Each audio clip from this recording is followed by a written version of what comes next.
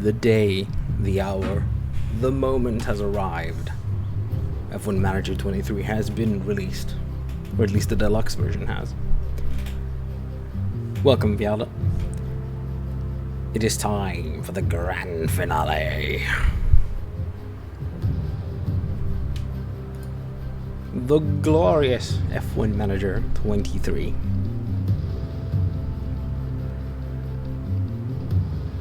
Look at all its shininess. All shiny and new.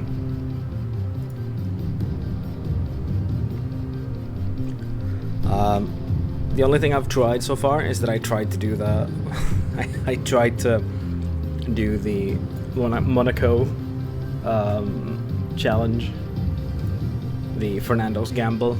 I failed miserably. I lurk while I disassemble a box. All right. I failed miserably, and well, the rain started pouring down. He crashed into a wall and retired. I actually managed to make it get worse. Yeah. It looked really cool so far, so I'm looking forward to getting into the meat and bones of it. I tried looking over the scenarios. I wasn't overly impressed with what it was here. I mean, so there's mostly like the equal performance stuff. Like the Viva Las Vegas looks pretty cool, but I don't know. I guess I'm the kind of person that I kind of want to see Vegas for the first time while I get into get all the way there in a regular season first before I jump into something like this. But that's gonna be like in a week or two probably, considering it's like a race 22 or 21 or something in the season. So yeah, I'm gonna start a new career. The pinnacle of motorsport. With a global audience and drama to match, all the attention is now on race circuits around the world, waiting for the start of the fastest show on Earth. Last year's regulation changes saw closer on-track battles. Anyone expecting a smooth ride from the 2023 season is in for a shock. With a shake-up in the paddock resulting in the signing of several new team principals, F1 is primed and ready to light up the world stage. Team principals will already be talking tactics, boosting the confidence of their drivers and ensuring their pit crews make those box times as tight as possible. With the new era of racing now well underway, more teams than ever will be vying for points, podiums, and a chance at the championship. This is Formula One.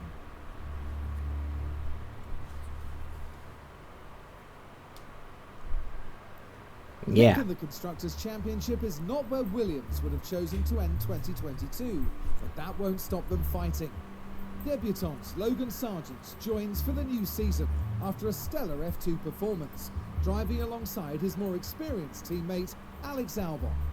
With the right leadership, the team is set to come out swinging in 2023. Yeah, so I was thinking of doing Williams. Apparently pre-selected it because I already looked through all of the teams. Yeah, I'm thinking of doing Williams because they had some shining spots, but it looks like they always waste their moments that they have. So I'm thinking maybe I could try to bring back Williams to their 1980s glory. Maybe see if Logan Sargent has some hidden skills underneath there, or if he's just all bluster. If he has something, if I can develop Logan Sargent into a good racer, if it's just like, or if he's just an American hotshot. So I'm gonna go with that. Good thing here with the new, they were talking about this in the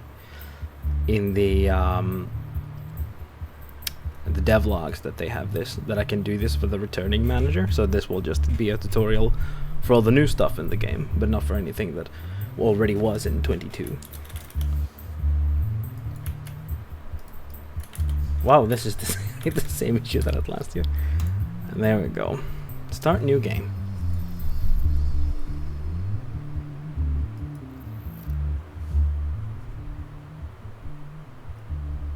Hi, I'm Audrey, one of the team engineers. I'll be on hand to help as you refamiliarize yourself with how things work and show you what's new. We're very excited to have you join us here at Williams. We're ready to put in the hard work and achieve our aim of becoming points contenders in the 2023 season. There's no time to waste. There's no time to waste. Hi, Fiery. Welcome to Williams. It's very exciting to have you on board, and we're more than ready to have the blah blah blah blah blah blah blah blah blah sponsor obligation share. Yeah, okay. This should be the same as last year. Can I change it now? Yeah, I guess it's the same thing as last year, that you can't change them in the first season. Memorabilia room event, 15 races. Oh, that's bad. That's definitely gonna go next season. Simulator reduced 15. Both, every race. Okay. But that nets us $11 million. That's nice.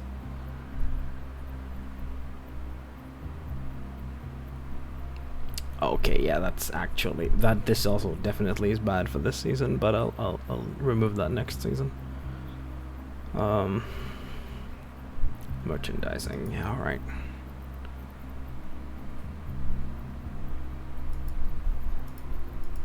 Yeah, this looks about the same as this. Is just basically just streamlined they've streamlined the menus from last year. Is there anything new here? It looks more, but I don't know if there are actually any new stuff. Home inbox calendar, circuits, race, cars, drivers, staff, scouting. Oh, scouting is actually separate now. Okay.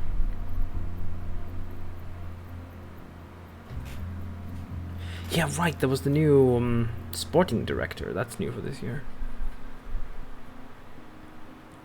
83. Alright.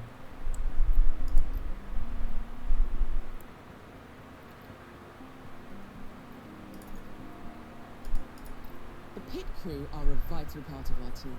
Their reliability and speed can make a big difference to a race outcome. When they're back at HQ in between races, the pit crew can train to improve in different areas. The pit crew development plan will focus on a balanced training approach, but you can give them further instruction and focus on a specific area. The pit crew are always so busy Pit crew. You can access the team's training schedule through the calendar, and from there customize the current plan right down to a daily breakdown. Just bear in mind that as the pit crew's job, and therefore training, is very physical, they can become fatigued, and as a result more prone to making mistakes.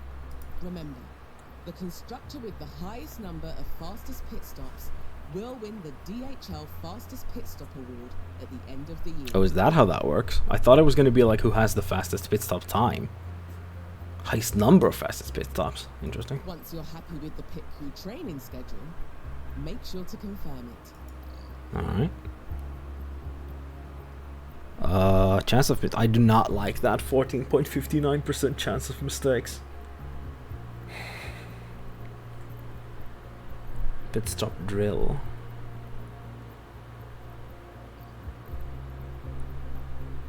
Man.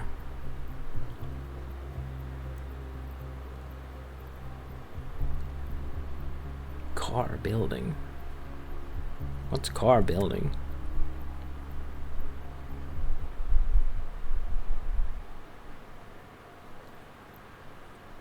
Or do I have to do this like once every month? I guess so, huh? Cumulative.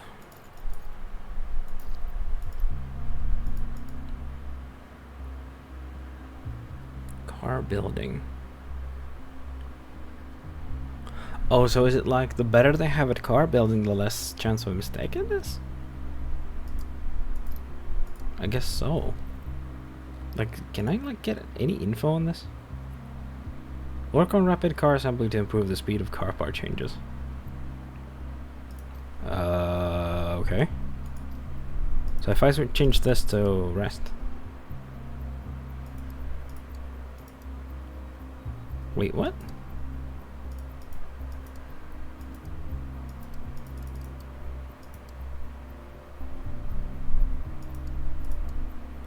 Oh, I needed to. Oh, yeah, because they're not fatigued at all. Gym training. Agility to improve the speed. So what the hell is the point of the car building thingy? No slacking off, guys. Pit stop drill, pit stop drill. Balanced, yeah, it's fine. Pit stop drills, more pit stop drills. We are not making mistakes on the pit stops. That's goddamn sure.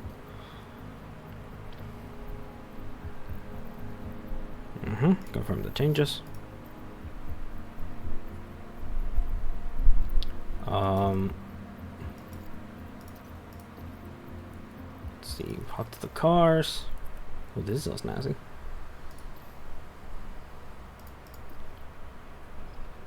Cool. Have to be values, rank on grid. Yeah, okay, this is about the same. Yeah, unfortunately they still have the car 1 and car 2 thingy.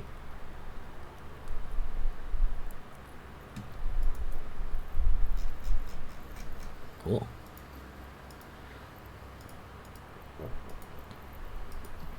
I can just do none? Interesting. Grid average. Interestingly enough, it shows that we're actually not that bad in the first race. It's about the same where Haas was last year.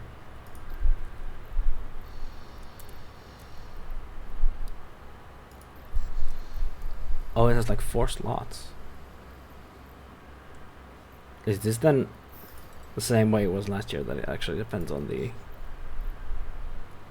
design center? Yeah. So, yeah, level 2 design center. Is there anything new here? Car part test center. That's new. Test and optimize aerodynamic car parts to improve the team's car parts expertise. Okay. Yeah, right. They could fail. They can fail this here. That's true. Tour center. Interesting. Any aerodynamic parts will undergo an inspection following every race weekend. If an aero parts condition is too low, it will fail the inspection and need replacing. How many races an aero part can last for is dictated by its durability, which is determined during the design phase. Oh, okay. Chassis, front wing, rear wing, side pod, underfloor suspension.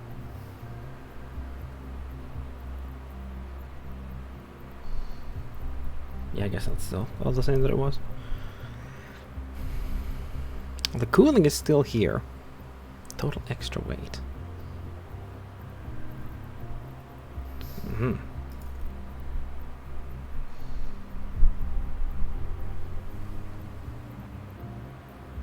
Alright.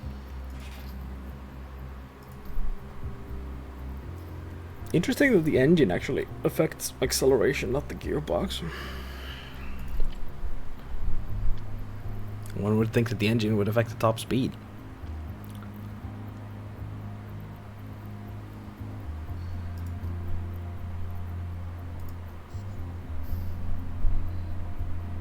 Have Williams changed the way they call their cars?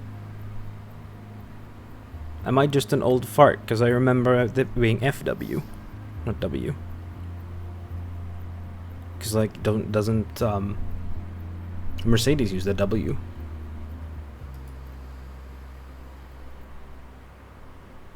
Like, I understand if it's Williams, but it used to be Frank Williams, FW. Alright. So...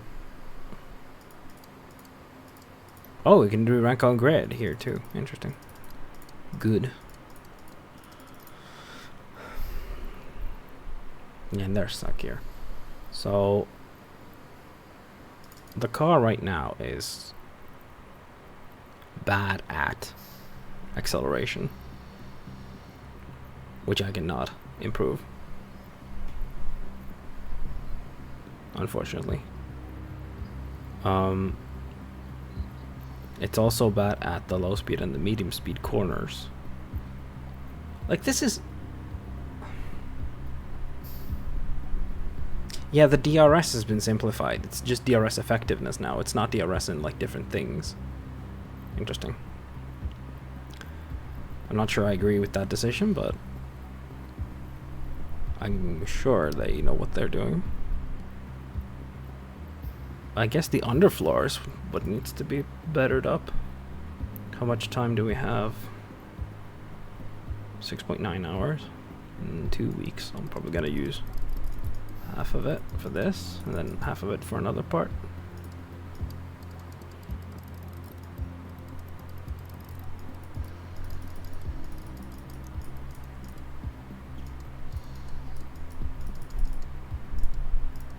$46.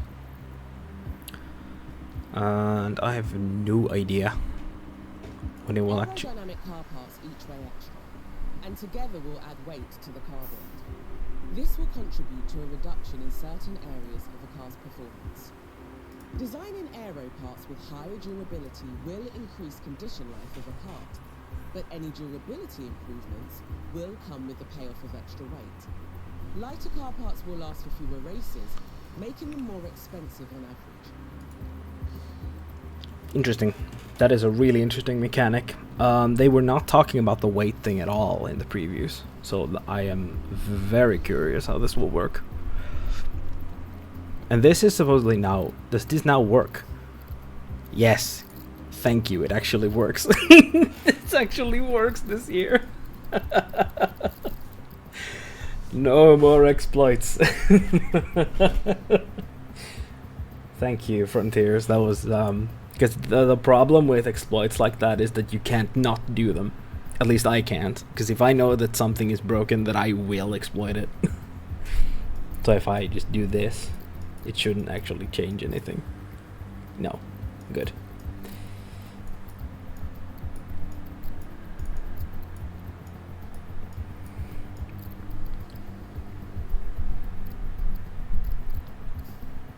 Airflow sensitivity.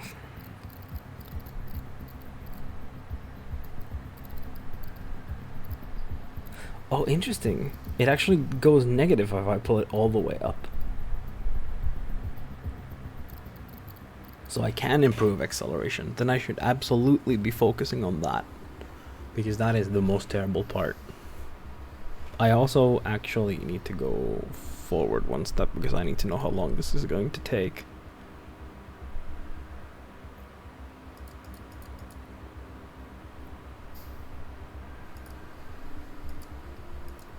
I could rush it. How much money do we have? 2 million. Maybe it is worth rushing it. Well, we would have it ready in 21 days, so it would be, we would have it ready for Jeddah, which does not require acceleration, unfortunately. What if we don't rush it? 31 days. We'll be ready for Melbourne, which also does not require acceleration.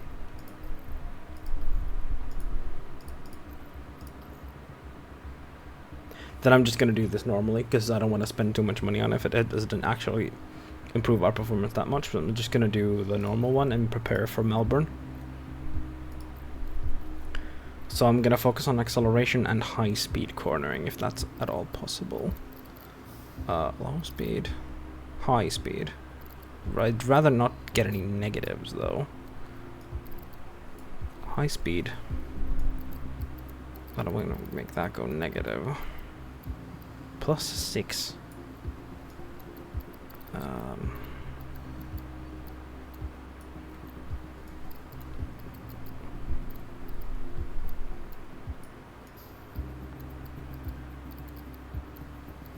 We're gonna have to be chasing the car, other cars a lot, so I'm probably not gonna do the dirtier tolerance. Any dirty? Yeah, because I can't get it up either. I'm just gonna leave it like that. +10.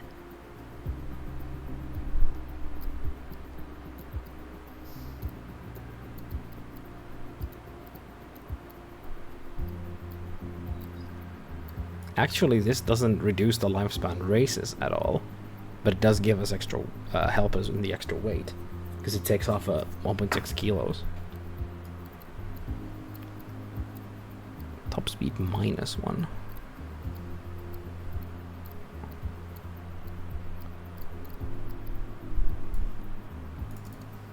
So I'm curious, does this actually improve like the...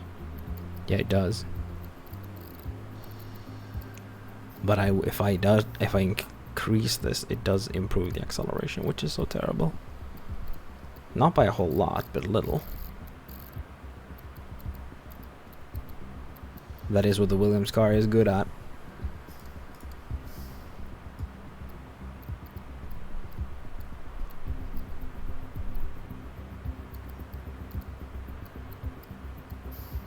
Okay. This is gonna be the part.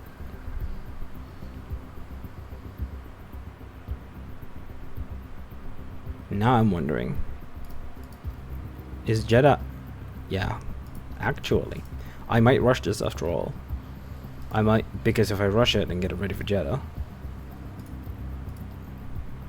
Well, the problem is that I have to manufacture it too. I only have 4 days to get it ready for Jeddah. To get it manufactured. I wonder how much it's going to cost to rush it. To rush the manufacturing of it. Because in 22 you could emergency manufacture and they were ready the same day, but it cost like $1 million per part or something.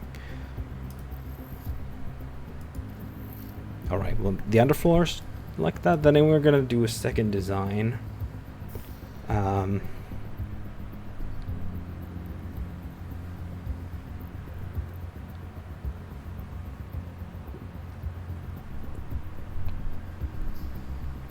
thinking the front wing.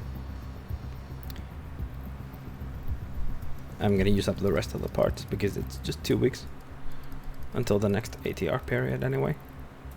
So I'm not gonna have time to do anything else. Or I'm not gonna do more than 2 parts because we're Williams and we don't have that much money.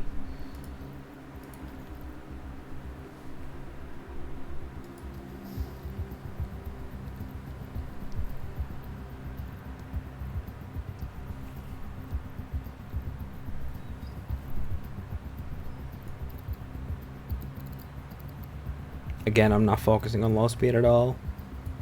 Probably am gonna be focusing on high speed a little. Brake cooling. I don't know how much the cooling affects, so I'm just gonna take it down a little.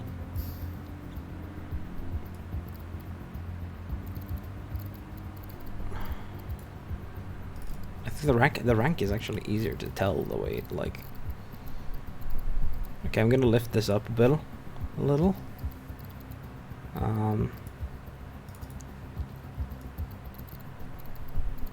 I'm gonna leave this in the middle, and then I'm gonna lower the weight. I think, yeah, I'm gonna do the same thing where I'm gonna lower it a little as it doesn't affect the lifespan. And those 400 grams might come in handy. Is it the same? I'm thinking. No, this is 33 days, so yeah. So if I rush this too, that would cost me 2.4 million and leave us at 15 million. That's doable. That's doable. I'm rushing this one too then.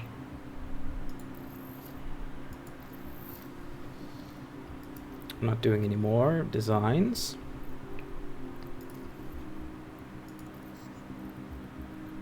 Again, I really want the weather facility. 1.5 million. We're down to 13 million.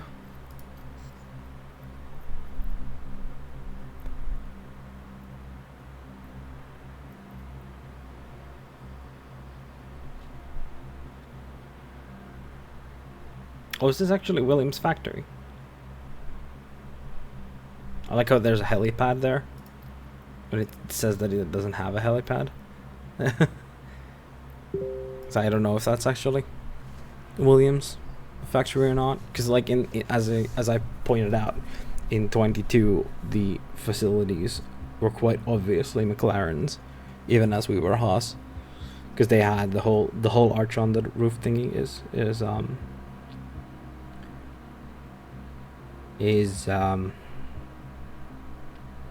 like that's just McLaren's company building. It has that.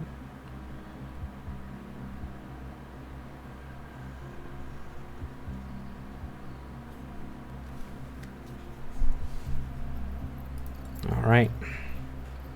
Gonna set this rolling.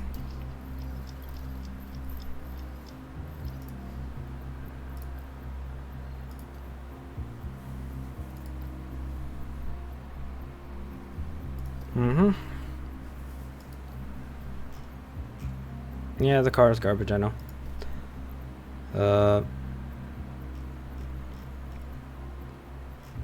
You're right, there was there's To the ensure your team is developing as desired, you can set up a targeted development plan for any of your drivers.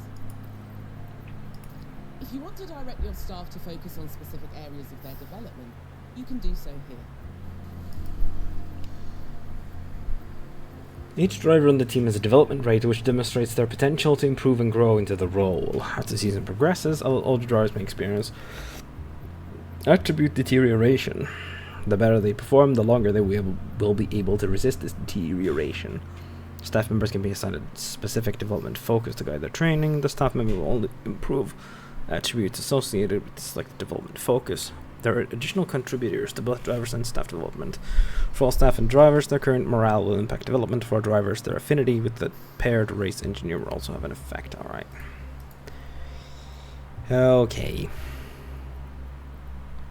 Can I just like change this? I can. I want you to focus on damn. I mean, it's Alex Albon. You're freaking great. Yeah, cornering. Just like be faster. Pace long runs.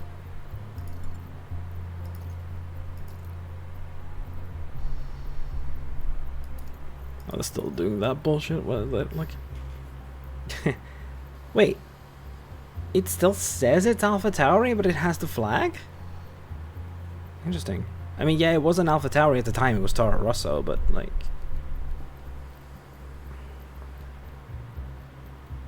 Curious.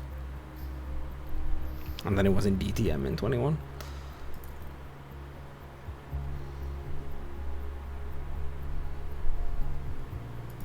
So, Logie Bear. Low affinity. Yeah, right. Interesting. I mean,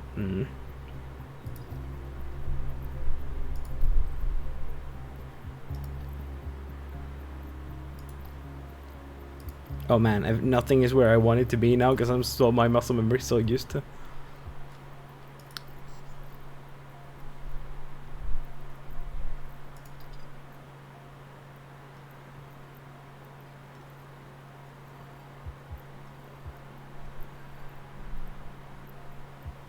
Yeah, good. They have actually the faces for William Joseph and Tom Steller this year.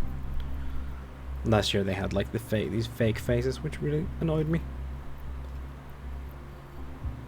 Tempora Dallara.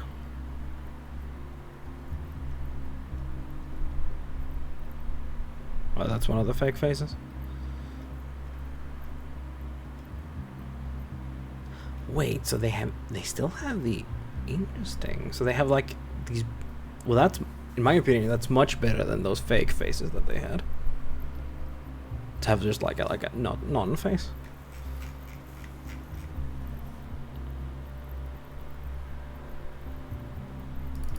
I would assume that none of you are interested in coming to Williams. Not interested. Ben Mitchell would be the one that would be most interested. I'm gonna scout you.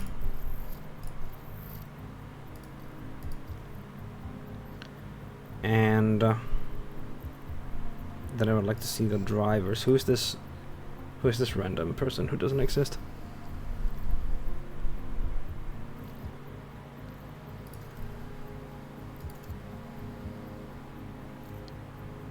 I don't know who you are, but you're bad.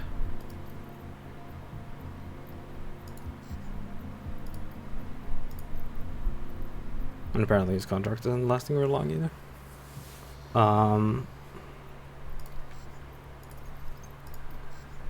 So who exists in this game? How far down do we go?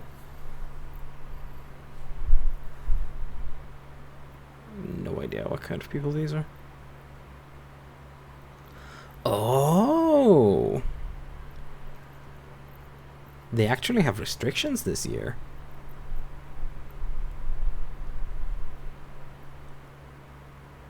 So is that the super license thing? Over 18 have completed at least 2 seasons. Yeah, that's super license. So these people do not hold. Yes, Hunter Yini doesn't hold a super license yet.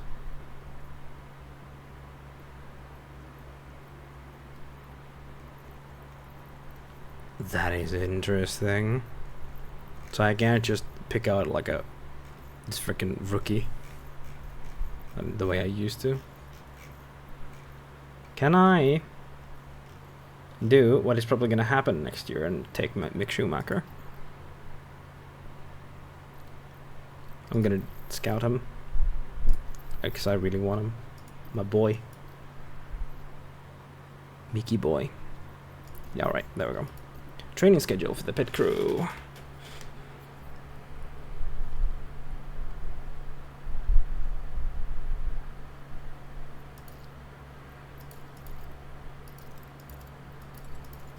So like this is, so I assume that this is where they are now and this is where they will be? Or which way does this work?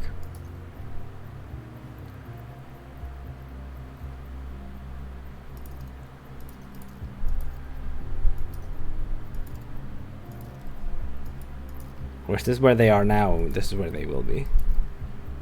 What does this mean? Oh, this window makes me so confused. What does that move?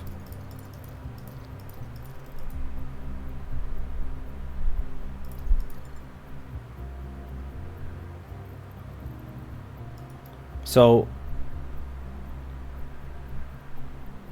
if I remove this.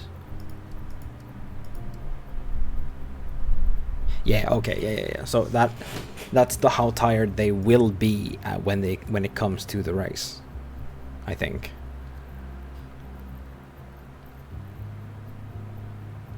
Or is it at the end of the month?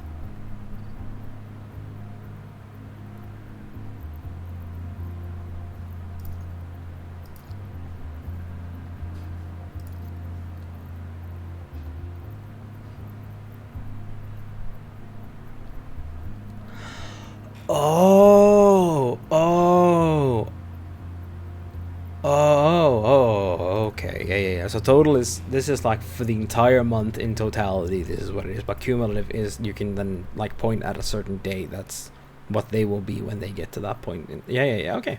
Well, that's extremely useful. Yeah, this is where they are now, and this is where they will be. Yeah, fantastic. So you will actually not do anything that day. You will be resting up after the weekend. Have a day off. That brings them back to well rested. Can they maybe do a morning drill? There.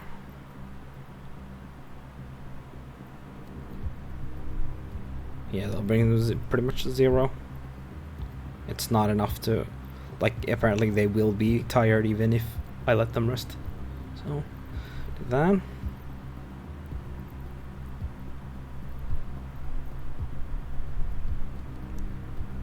Yeah, I don't like how hard they're pushing them here. I'm gonna put this down to rest too.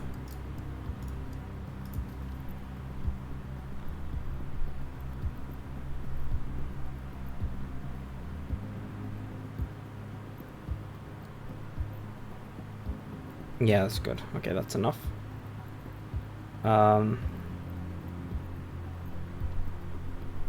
3 gym days here. Car building. Like, I still don't really get what the car building will do for us.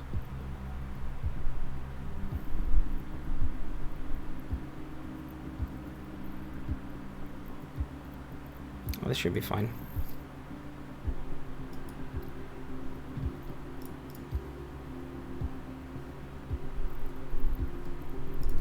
Okay.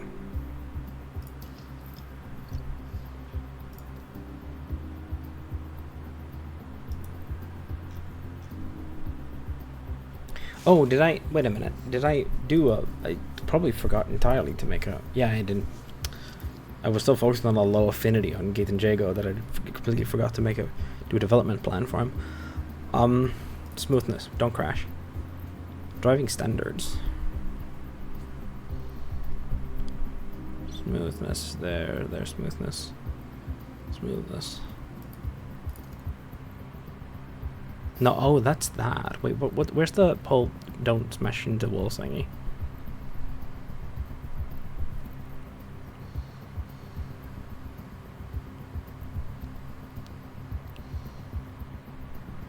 It's accuracy and control.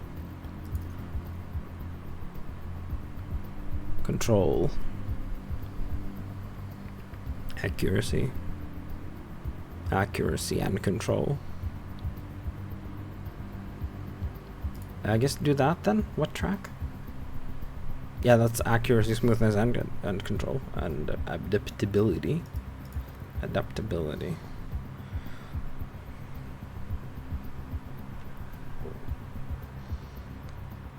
The ability to adapt to poor weather on track. This improves the driver's acceleration and cornering speed on tires. Not oh, so it's if they have slicks on wet tracks. Okay.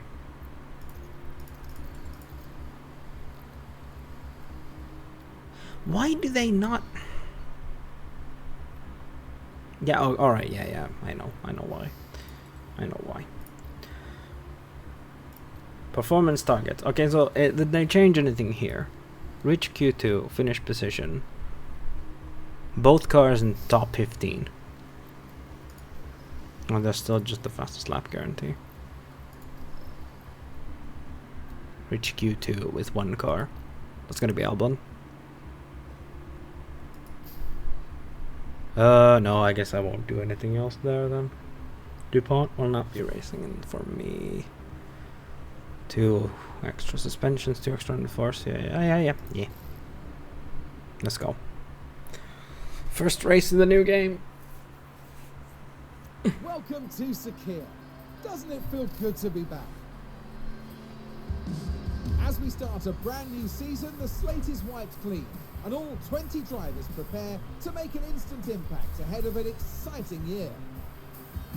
Bahrain International Circuit was Formula One's first venue in the Middle East, and is still a calendar favourite. Dusty and challenging, this desert track is a real test of endurance for teams and for drivers. There's now a rookie on the McLaren team, which is both an opportunity and a challenge. Let's get on with the weekend.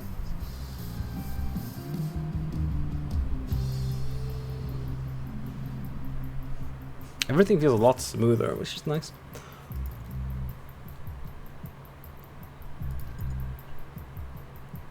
It's gonna be a cloudy day, cloudy weekend.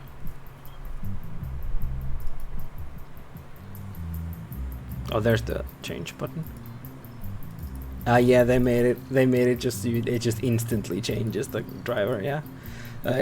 In 22, it was like a box where you could select the driver, but considering that you only have one, then this is the better choice.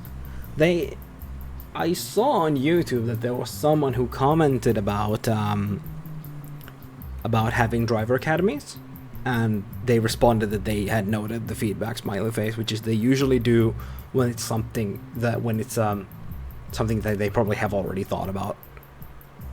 I've noticed that because they responded that to all the people saying that they wanted driver swaps mid-season, and they announced that they were gonna add it in like later on in the year. So I'm thinking maybe next year we'll have the driver academies, but then they should probably change it back to the box, because then we'll probably have more drivers that can train, which makes more sense because when you think about Red Bull and Ferrari, they have a lot of juniors, and they usually have them train like one or two practice sessions a year. So that doesn't really make sense that you only have that one guy that you can put in. But then again, I do understand why they have made it like that. Yeah, that's the new driver preparation. Also, that's just the bonus thingy. So I guess the confidence will just come directly from this. Yeah, interesting. So I guess I guess the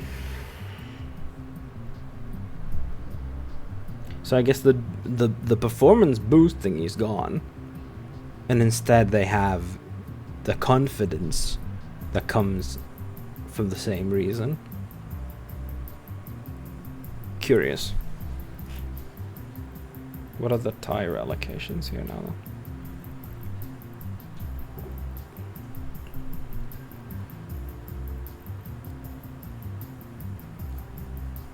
Are there more soft than there used to be? Or is it that I can use more softs?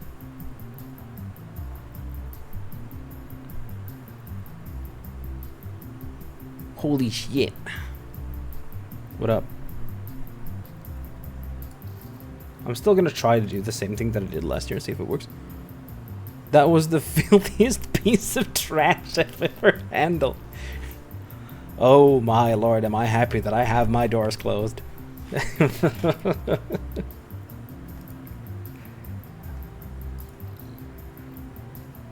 Oh my god, it starts so wide, are you serious? Holy shit. Oh, you can actually tell which way they're gonna go when you pull that, that's interesting. Is it still the same? Yeah, it's still the same. Oh good. Well, that's gonna make it much easier. That's gonna make it much less of the, like, randomly pulling them and hoping that it goes in the right direction. And you can actually tell which way it's gonna go. Oh, please stop the car, stop the car. We have critical engine issue. Yeah. Hello, Joe.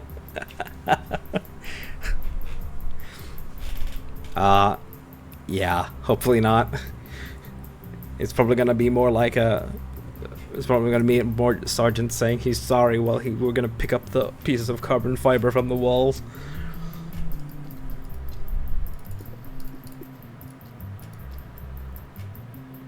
Oh fuck. This is like much more difficult to tell now that it's so wide. I'm gonna actually have to think about the track. Is it still? Yeah, it's about. I guess it does move in the same fashion. So I can just use the way I was thinking about this in last year, the same way.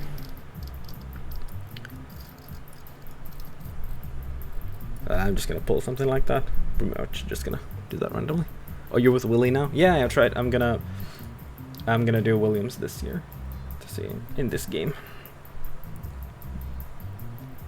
See if I can get Sergeant. Because I'm also thinking the one thing that I really like in F1 Manager is the radio message thingy. So now I have one driver who has been with them for many years and one driver that's new. So I can compare the radio messages to each other. Because they said that there was going to be 3 times the amount of radio messages this year. I don't know. Now I also don't know if because of the new driver confidence system, I don't know if this actually makes a difference now that I'm gonna pull down the pace. I mean, I'm just gonna have to see what's going on.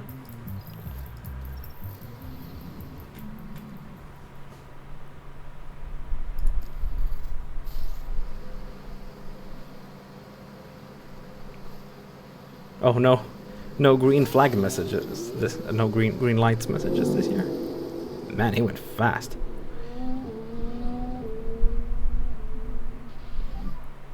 Radio check. Yeah, loud and clear. Ooh. Radio check. Copy, radio check. Loud and clear. Well, that does actually make more sense because they do radio check both drivers, so. Huh. Well, that's cool. Oh yeah, I might not actually want to make them go because the new temperature system is gonna make them have really cold tires, and that's probably gonna make them go slippy slidey. Maybe I should actually push them in the beginning then, warm up the tires. Happy to increase pace. Yes.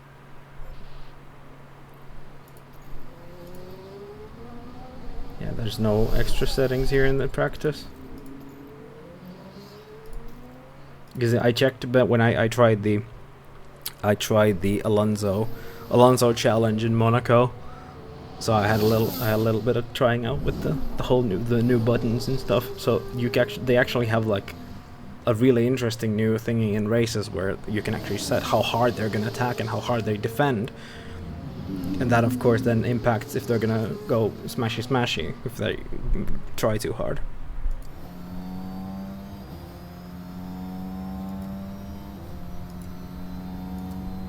And this is the new helmet cam. Makes sense, yeah.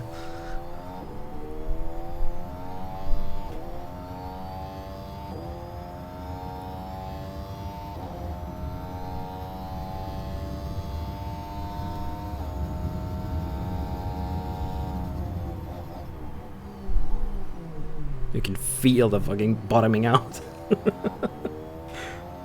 Dude, the graphics are even better. Yeah. Yeah, they are.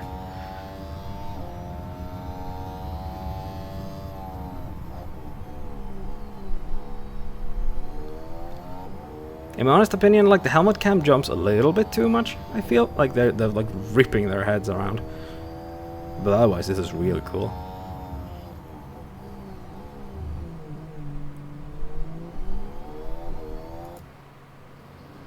Yeah, it's gonna be really cool to see the races like in this. You gonna watch F1 this weekend? Yep, you bet. Sprint weekend as well, so there's more fun to watch.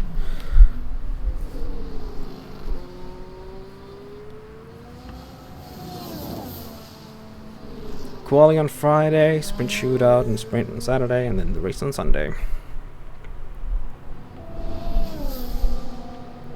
Oh right, that's the thing. Also, they got sprints in this game now. It's gonna be cool to see. What's the first one? Is it? Yeah, it's Azerbaijan's the first one. So it's gonna be a few races before we encounter that.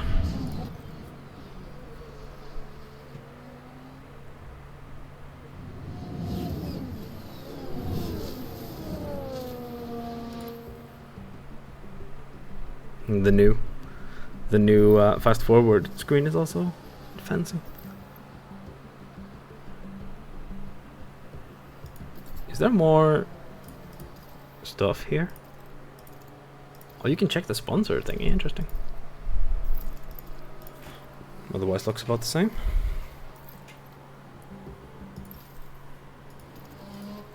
Oh, I forgot. I forgot to take them off the aggressive. Now they got really hot tires. Damn. Oh. Sorry about that, guys. What are we thinking about tires here?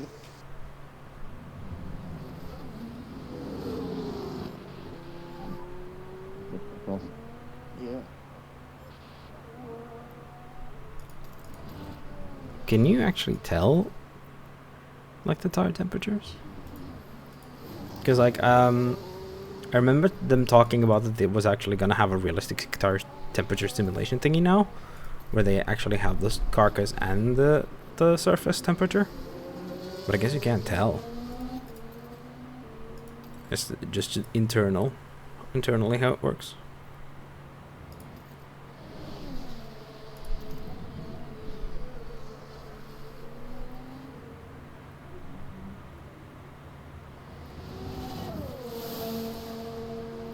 Yeah, and just the new top up. Oh, they don't even have overtake as an option in like practice sessions anymore. Okay. Or defend, but the new top up is available. 0.2. I thought it was going to be 0.5. Okay, well that's interesting too. So it's gonna take like. So it's five laps to get the same amount of energy back, but it doesn't put you in such a vulnerable position.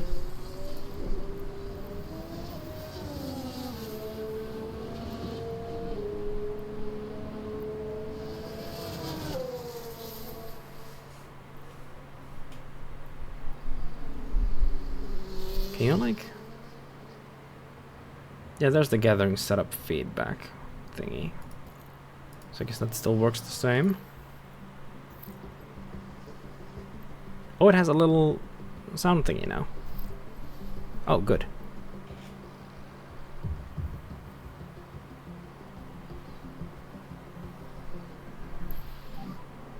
Okay, there's a big crash. Oh. Just remember, in the main straight has to be some debris. Someone got a penalty for it as well. I hope we get a replay. Piastri 0 seconds. What? What do you mean 0 seconds? So did he get one or not?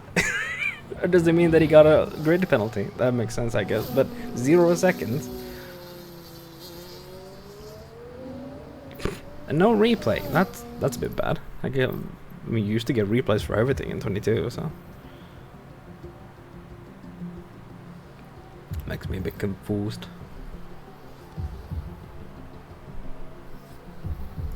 Something blinked on my lighting again, so I guess something happened somewhere. There we go. It's okay. Copy. It's okay. It's okay means what? Can I not? Wait.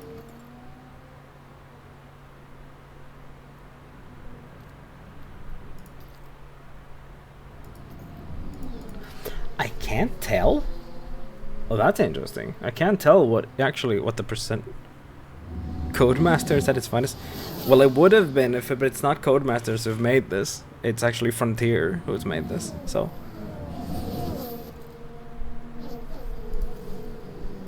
I guess I'll just have to take him in. Oh, it still has that bug. Okay. Oh, well, it was the bug in the last game too. If you have it on 16x, and then the game slows it down for you, and you don't change the speed, and then if you call them in to the pits, then it goes back to 16x. If you just think about it like on the surface, I guess it's what you want, but it's so situational that you'd actually want it, so maybe I'd still prefer it to be so that it wouldn't change it back. Because I feel like there's more, because even though if I wanted to have it back at 16%, I kind of want to do it myself. Oh, wait, you can actually... Okay.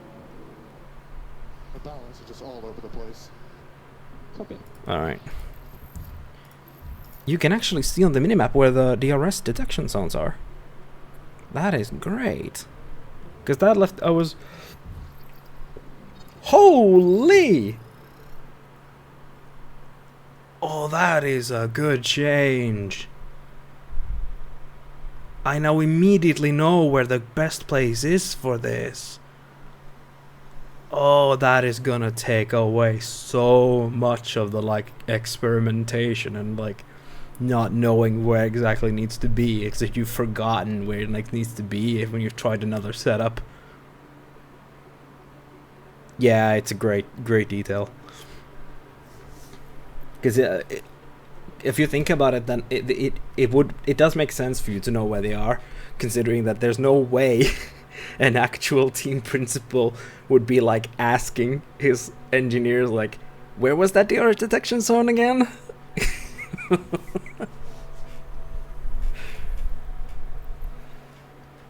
Okay, so that means, and now that's great. Now I can use the new arrow system to actually use this to pinpoint where it needs to be. So it's either tire camber or front wing angle that I need to change. Probably gonna be camber then, or not.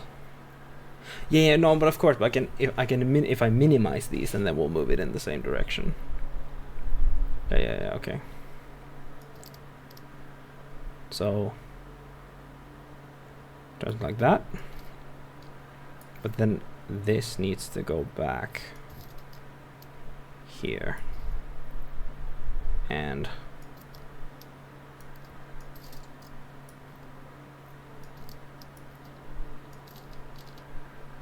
oh, but then that moves really far away.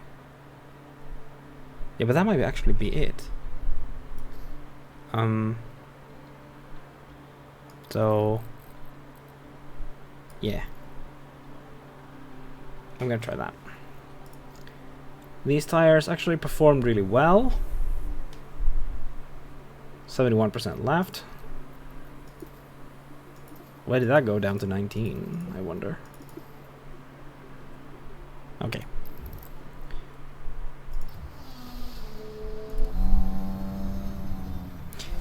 At least, also, I really like the way they've done with the engine sounds. because it does sound more real. At least when I checked with the Aston, I think the Aston sounds great. Well, they're both in the pits now, so I can't tell. But is someone out?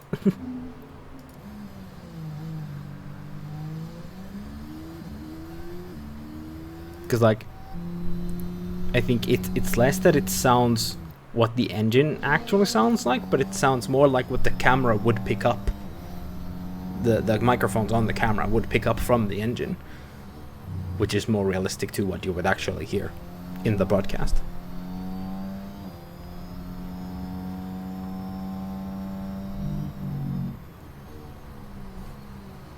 For example, the camera on the microphone on the helmet cam sounds different than the microphone on the car sounds like.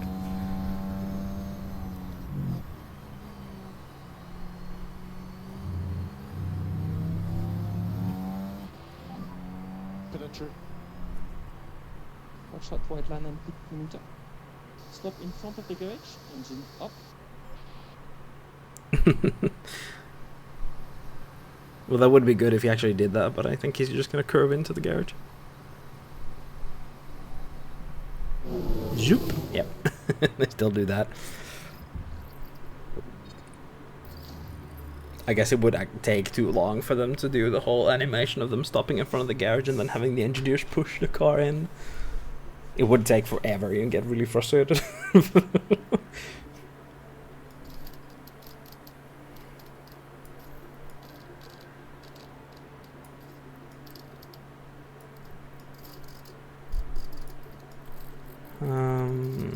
Yeah. Something like that, maybe? I really, really, really like that they did that change. That's a fantastic change, in my opinion. It helps so much. It removes so much tedium.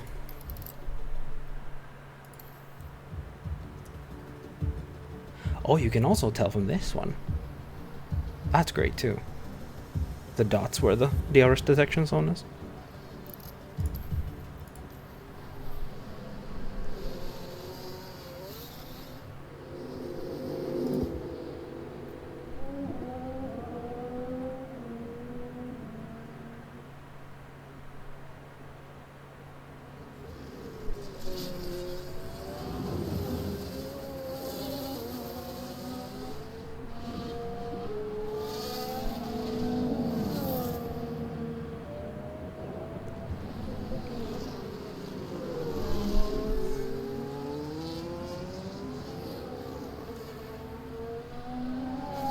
Oh man, that's a cool cam.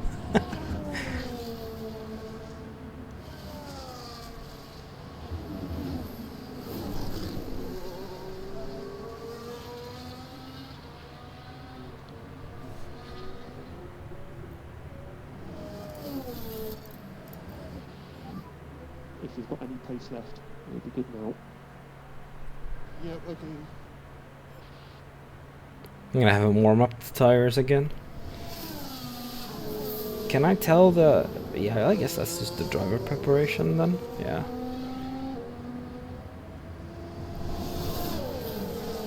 Now that the driver preparation is tied to the confidence system.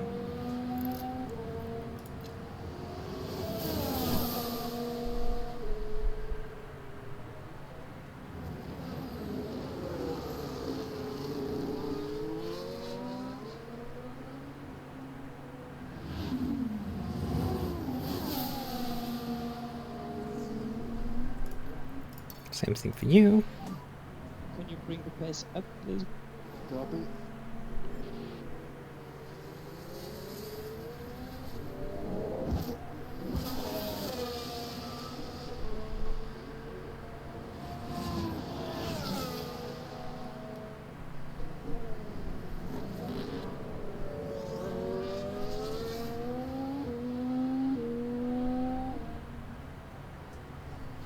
Yeah, that's good. You can't afford to drop that. Okay, copy.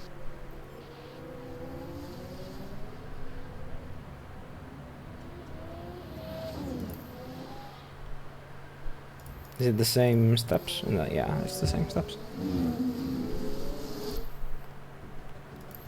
Same with you.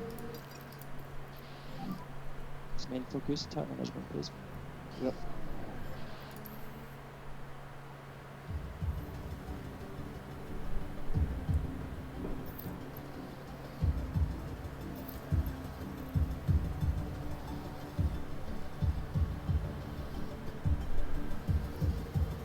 It doesn't actually tell you now the fuel, like if you're overfueled or underfueled. That's quite curious. I guess you have to kind of manage that yourself now.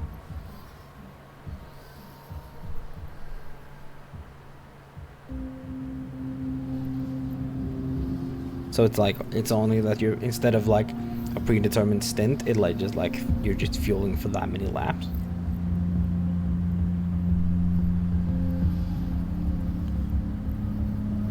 I'm not completely against that. That's actually kind of cool.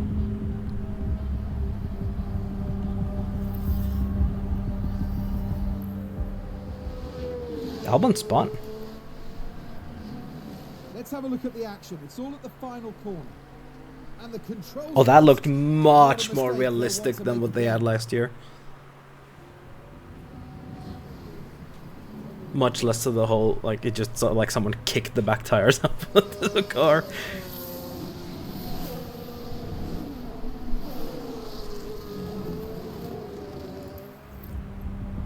I'm really happy with that because that was something I had a little bit of a peeve with last year. Tire short term. Okay, copy. Where you could kind of tell when the engine was like, you're gonna have an accident now. It just ripped the car off the racing line and into a wall.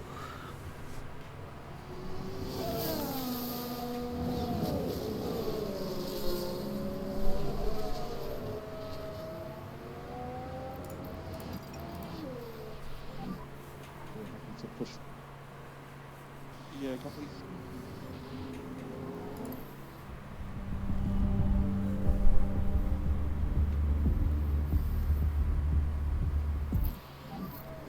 Okay. That's still good. Yeah, understood.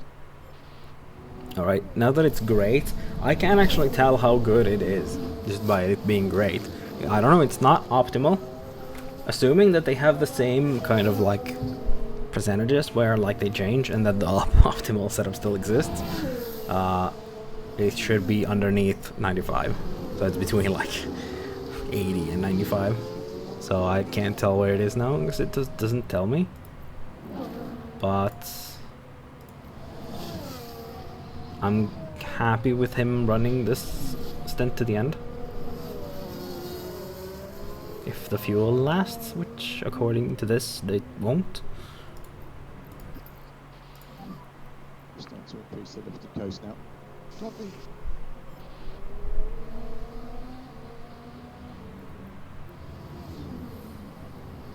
Huh.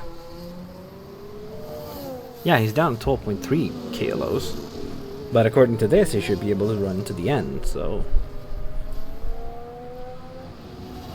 I guess you actually have to pay attention to the fuel gauge now.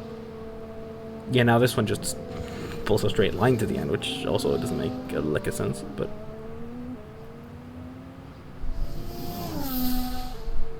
I mean, James Vowles said that the technology in Williams was outdated, but this is ridiculous. Will it actually change, or...? Yeah, there we go, now it's changed. Okay with the car? Yeah. High speed feels good. Good is less than what I want, so I'm gonna call him in.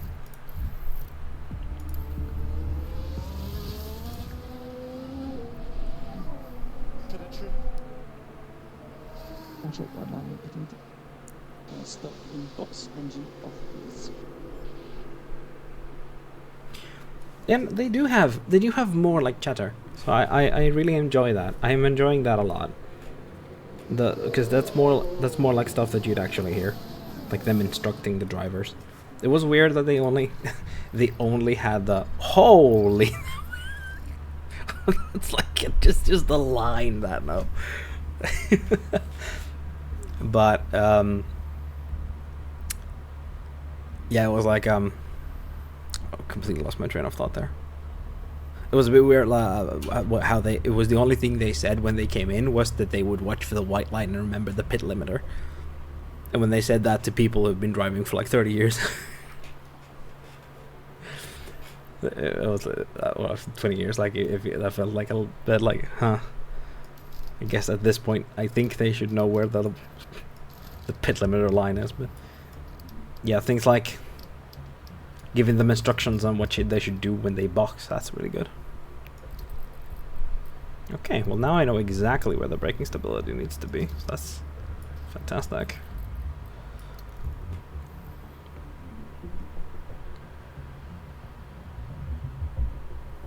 Now I'm gonna try that. I'm gonna do. He can actually still run the mediums, but I'm gonna switch to softs so I don't waste it. It's gonna leave him with 2 minutes to go, so I'm gonna take it down just to 3 laps.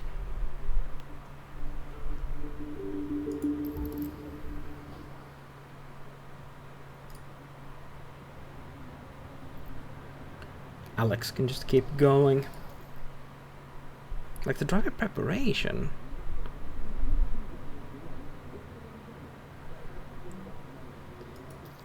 I hope that the driver preparation isn't, in this case,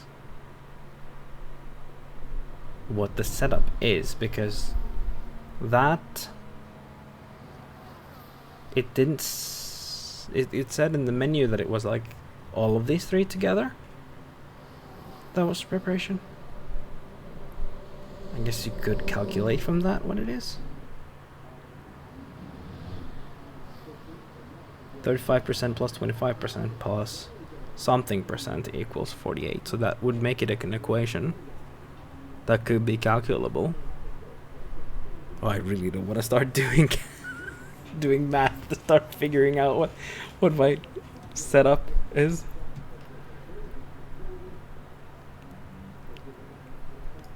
Like, it's the goofy mean that I'll do it again. Like, I will do it if I have to, but.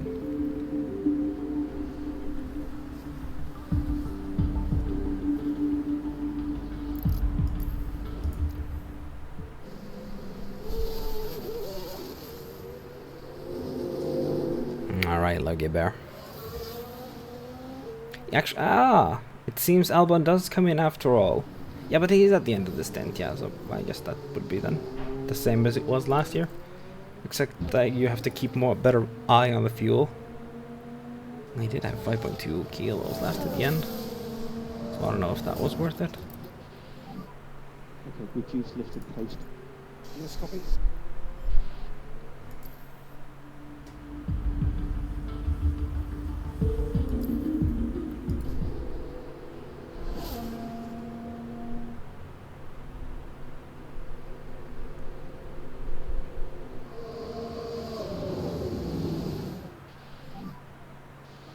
Checkered flag? Checkered flag. Driver feedback available. Oh, I guess that's what it is when you go check the setup.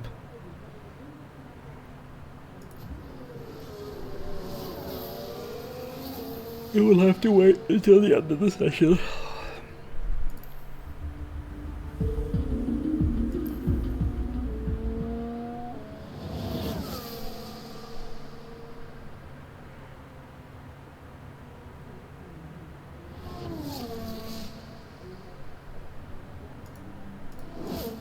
'15th and 17th without pushing is not bad.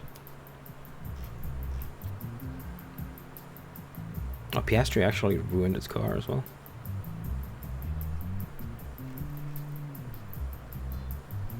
Whenever you manage practice yourself, use the time to experiment with the balance of the car and make sure you give the drivers long enough on track to feed back on their car setting. How was that any different from last year? Okay, well, whatever. Because I said in the beginning, I said it to, like, just inform me of any changes from last year to this year. Fuck, I guess. Oh, he was up all the way up to 90%. Okay. Well, then it was fantastic that I left him out, because I'm probably not going to have to do much changes to his setup. Yeah, those two are just fucking... It's just like 2-3 pixels wide lines. It's the traction that's only the thing that's terrible here. I mean, I could just do this.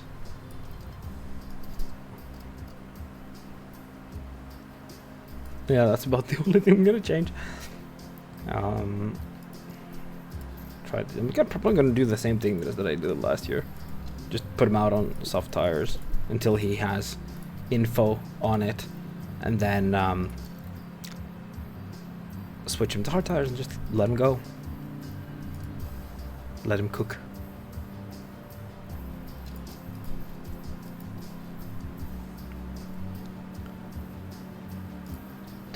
Laps and start on higher pace to warm up the tires.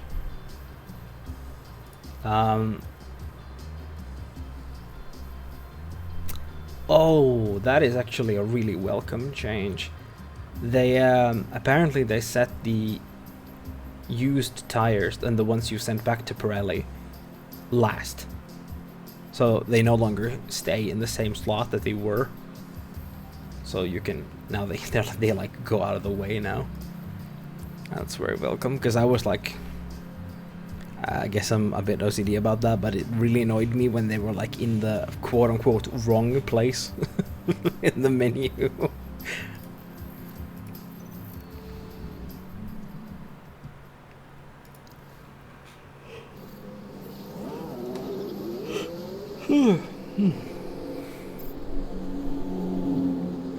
Are they gonna radio check them? I wonder in the beginning again.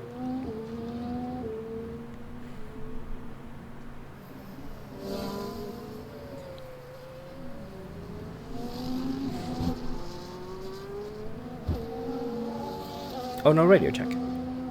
So it's just in the first session now. How does this look in the night? Oh wow, you can actually... That's really cool. You can see the lights reflected on the screen, on the visor. Now that it's dark out. Man, that looks fantastic.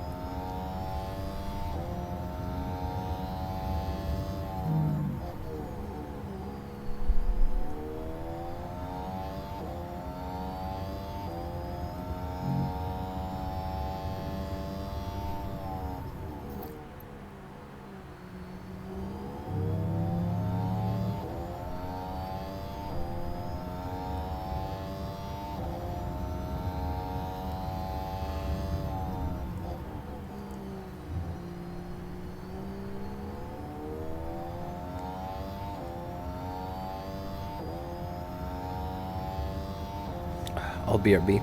I need to get some like a battery from the fridge.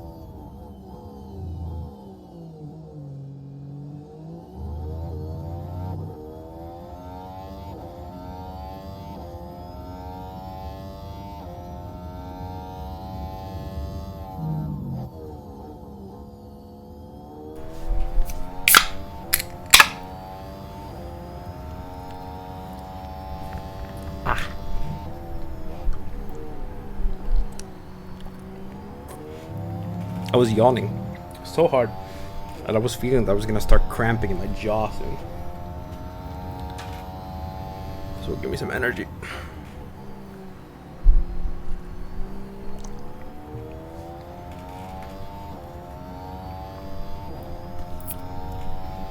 Ah, you're overheating already. Calm down. Yeah. Focus on your tires for a moment. Copy.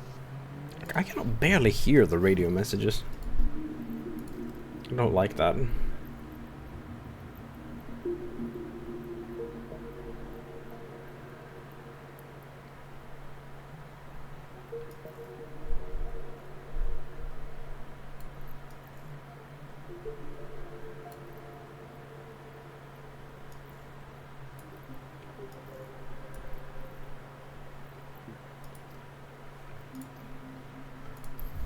Hopefully that'll be better.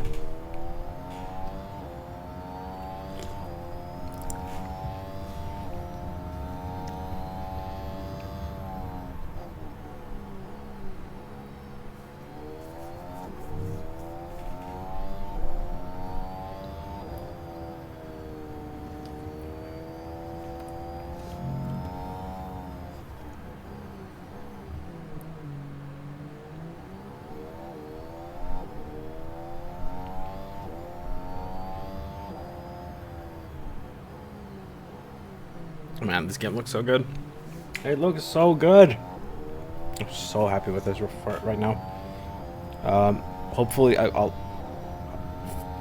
the racing, I'll have to get used to how the new aggressiveness mechanic works. Because I was really floundering with that when I tested it in the Monaco thing.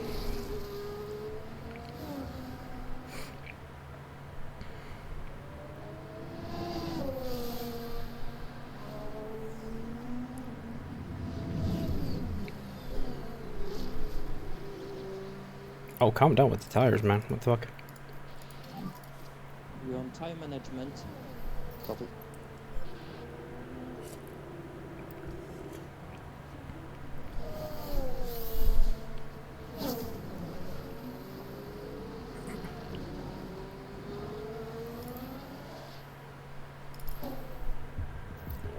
Yep, I got it down. Yeah, apparently 115 degrees is where it goes into the reds.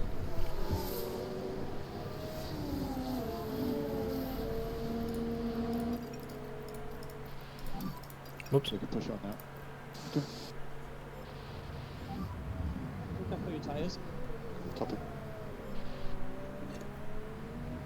Okay, apparently that's still that way, that if you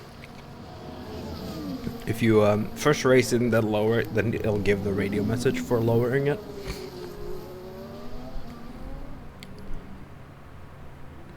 I can't say if that's good or bad, because I mean it's so situational. It's really a toss-up which one of those ones you wanted to say. Man, it's so sugary. This drink could go straight to my nose.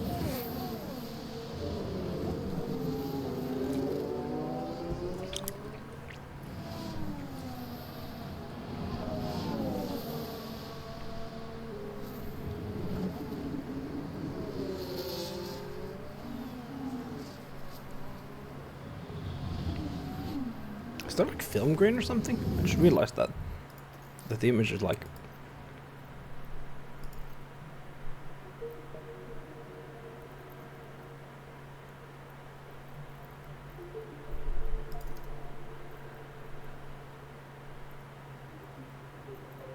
What could that be?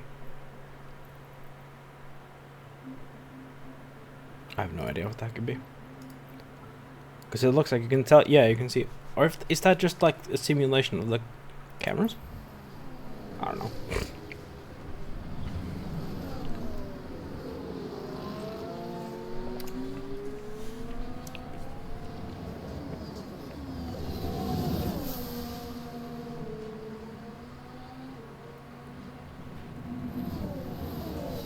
Did Albon just improve his time by following Perez? Whoa, Perez just went wide.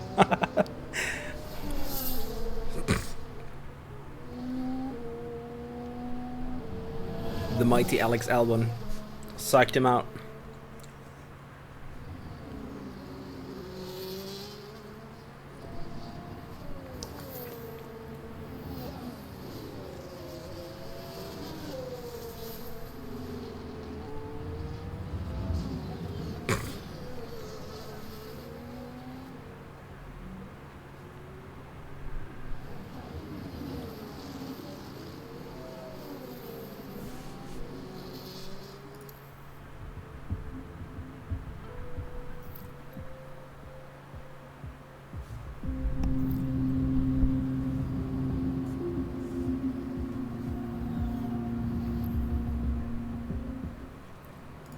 Let's take a look at the replay. What would you do, man? Oh, we've seen a few go off the track there. And they might want to take a look at the floor of the car there because that won't do it any good. Yeah, no, it probably won't.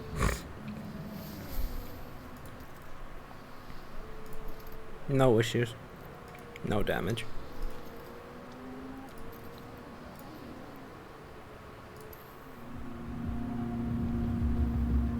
Sergeant's fucking put in the 7th fastest lap.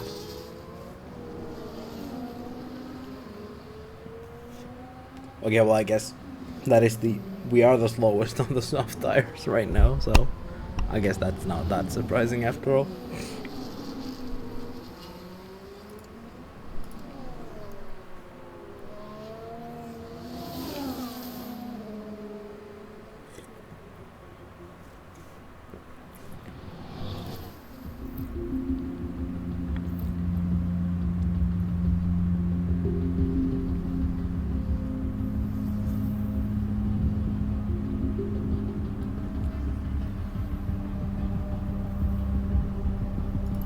It's taken forever for them to get the data on this new setup.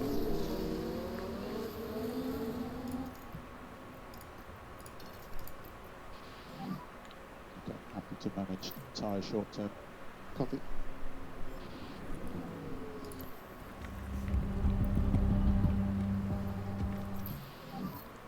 When you have it, give me feedback on balance. Car is good. Copy. Car is good. That's it. That's all he had to say.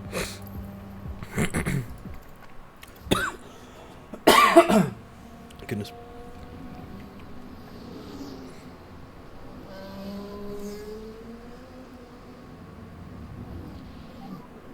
Entry.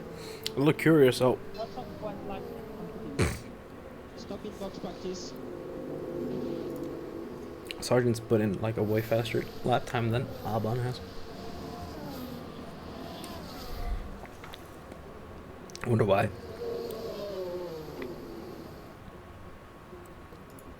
Is Logan hiding some mad pace or what's going on here? Oh wow, I actually know exactly where it needs to be now. Cool. How do I get there, is the question.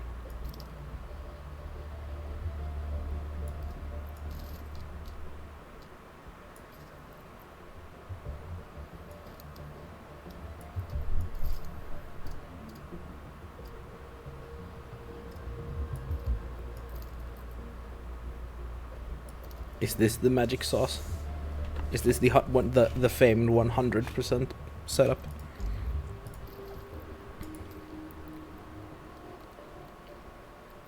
Apparently it didn't damage it on the floor or any. I don't know what Crofty was freaking out about.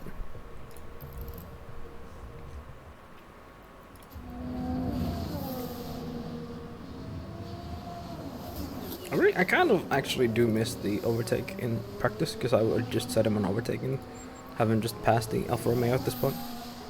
I can just, I guess I can still use deploy. Full deploy. Yes.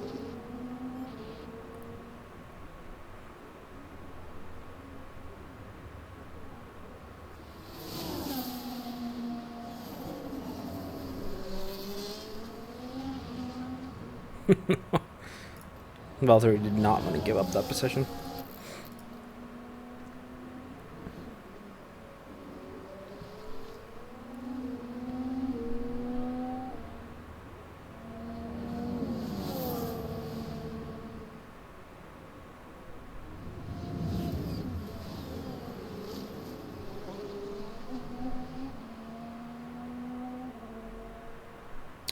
I'd really like that last piece of data now, Alex. If you'd be so kind.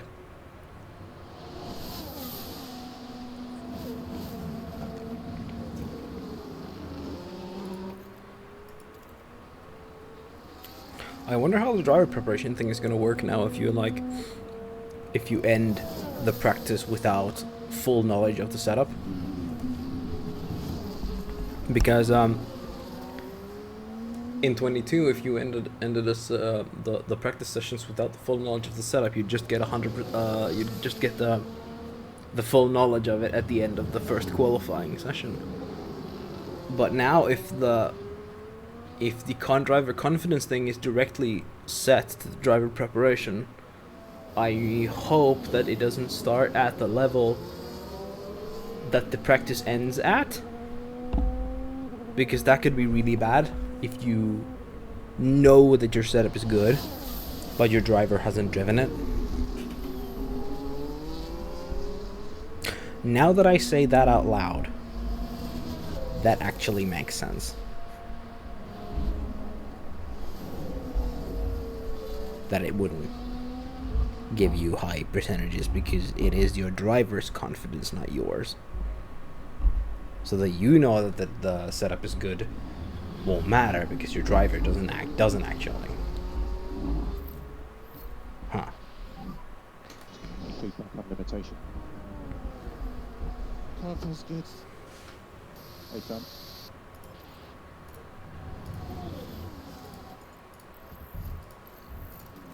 Get in here. I'll put those hard tires on you. Not that he's actually driven like half the session on these softs anyway, so he is gonna make a shorter stint with those hards than he did on the softs.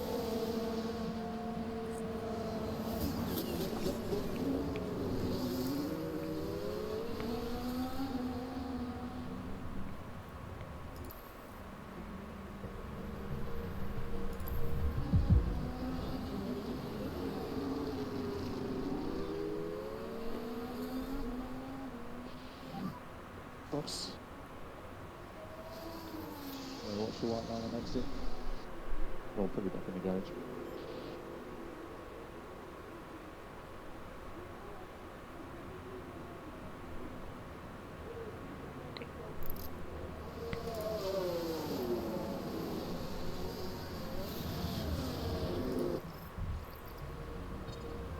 Ah.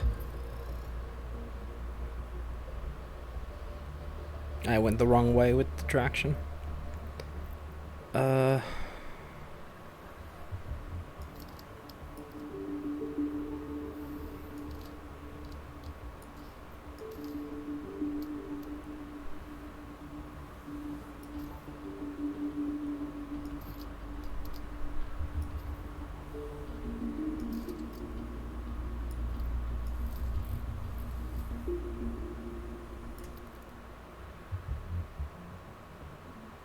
Yeah, like that.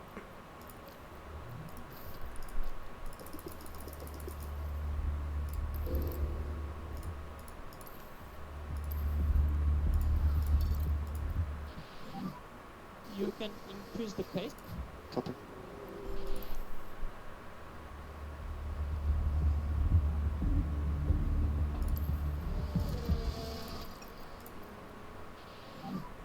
You need to increase a bit tire management. Yeah, copy that.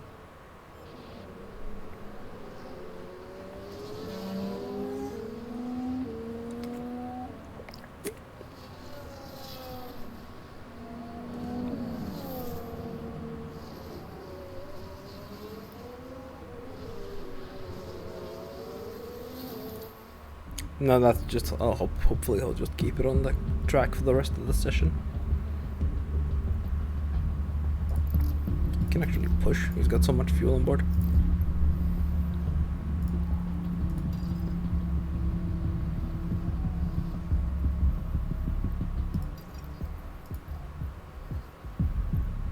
Same thing with Alex.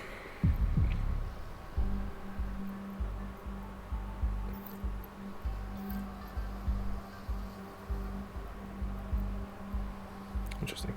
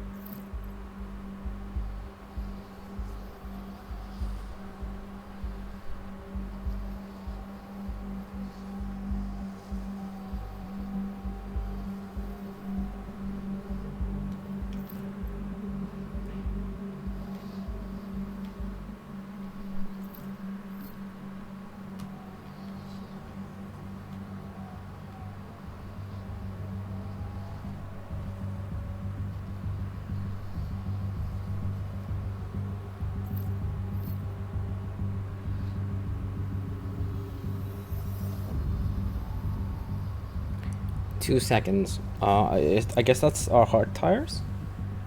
Did they really set faster times on the hard tires?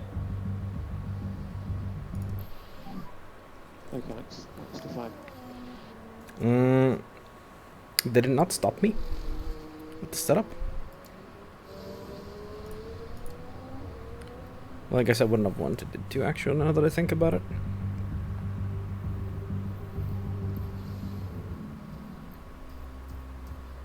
Fernando. I guess that's realistic. Unfortunately, Fernando's chin is going into his shirt. I noticed that when I did the Monaco thing.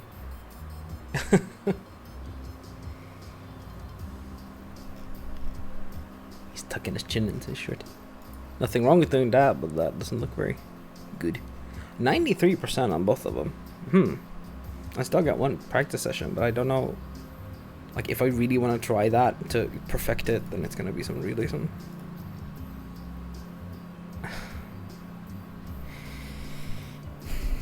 Well, I mean, it's gonna be easier to do in this game now that we have the moving.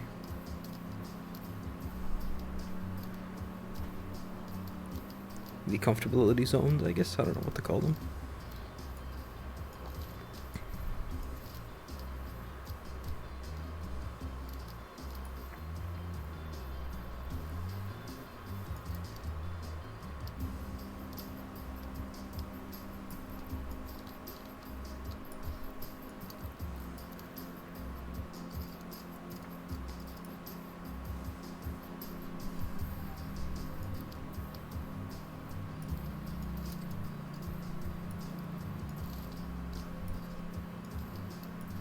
I don't know.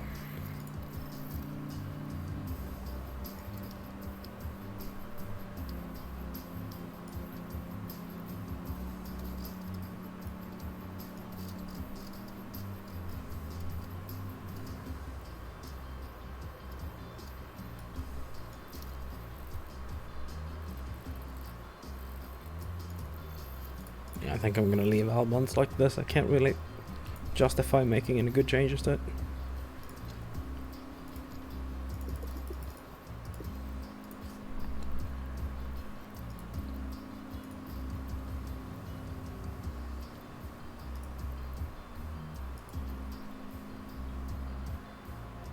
Maybe actually on Logan's I might, if I can just hit it in the right spot again.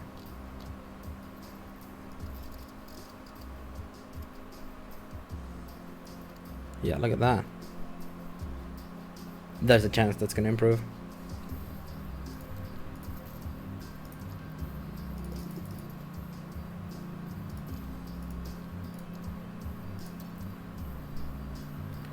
Just go all out in the beginning, try to warm up those tires as fast as you can. That's good.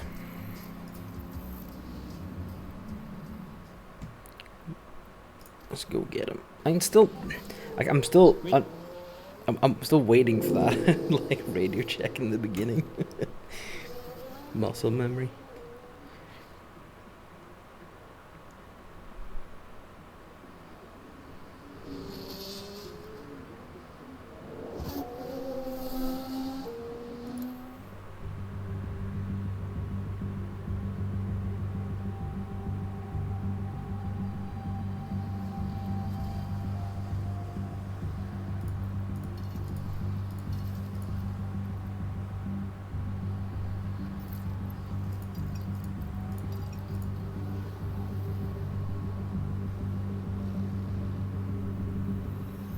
Oh wow, Albon put in a really fast lap then I had him push.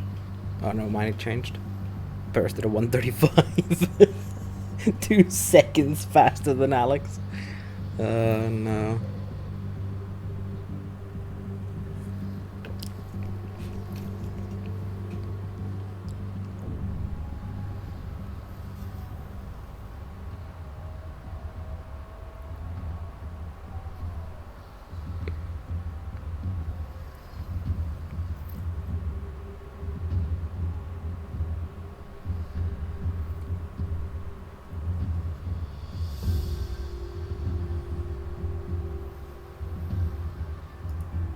Yeah, this just says 93% now that I haven't changed it. Which is good. So at least from there you can tell. But if you want to know what it is after he's actually did the setup, you have to call him in. Actually, again, now that I say that out loud, that is also very realistic. Because you'd have to have a driver debriefing for you actually to know if it's good or not. Because he doesn't... All okay with the car? Optimal. Yeah. Yeah, Williams has never had a perfect setup, so they don't have a radio message for that.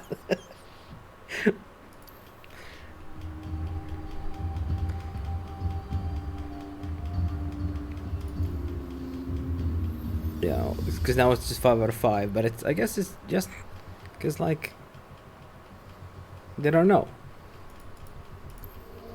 Because they haven't had a driver debriefing.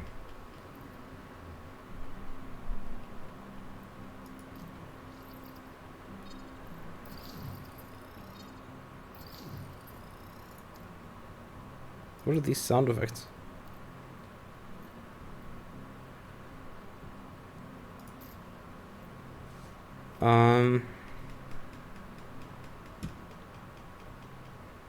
Do I want 2 soft tires or 2 medium tires for the race?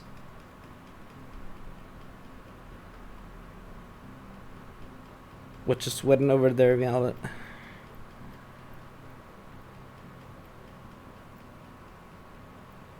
"39 laps.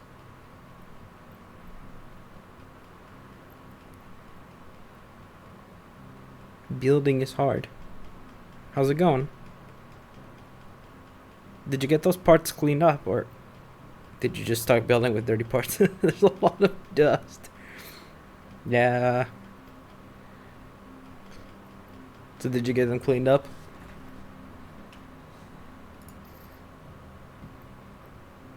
I tried. Oh boy. I'm gonna go for 2 softs.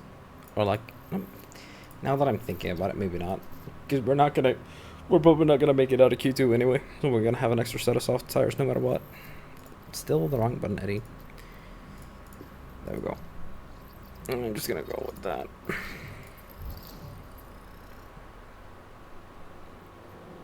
What do you mean you tried? I mean, did you like... So did you dust them off, or are they like... Are they so, like, soiled that they're, like, all the way through?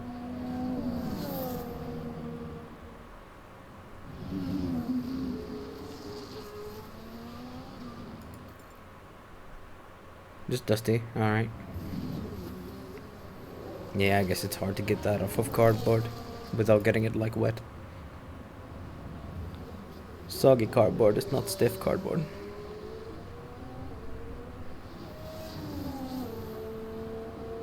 Man, it looks so good, this game, damn. Like, now and then when I just look, like, some shots, like, when they come, like, over a hill or something like that, just looks so unbelievably gorgeous. And there's just something, I don't know if they did something with the camera, because, like, everything looks, like, the cars look bigger this year, I feel. Like, they look more like these hefty racing machines, like they're supposed to. I don't know if they, like, changed the field of view on the cameras or something, or like a zooming or whatever, but they do feel more like tangible. And like this angle, for example, like I feel like the car really fills up the screen now, like it's really this big thing. Watch out for white line and pick emitter. Stopping box action off.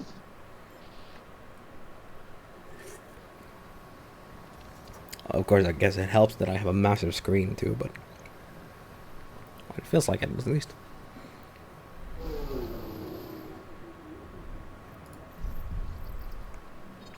Optimal, great, optimal. 99%. What if I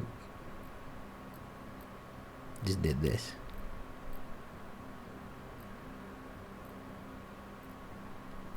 It would take 4 minutes to configure. I guess not. It's not worth it.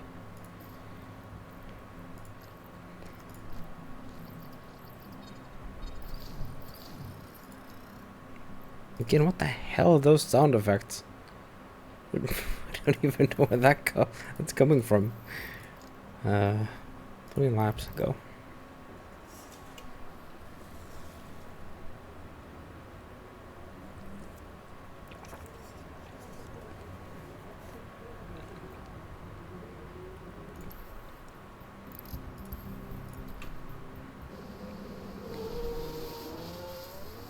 What did you think about the game, Val?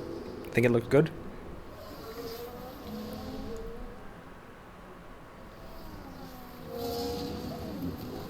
Yeah.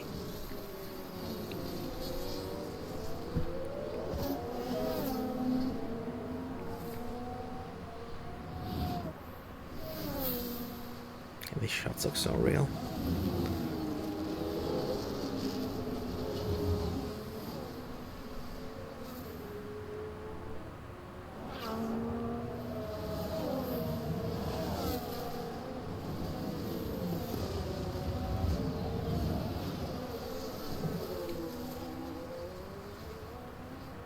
I think it's so funny that Logan Sargent picked number 2. I don't know, I'd never pick number 2 of all numbers. I guess he had his reasons, but it feels like number 2. I don't know. I mean, I probably shouldn't be saying anything considering my number is 13 if I pick a number, so I guess I should just be quiet.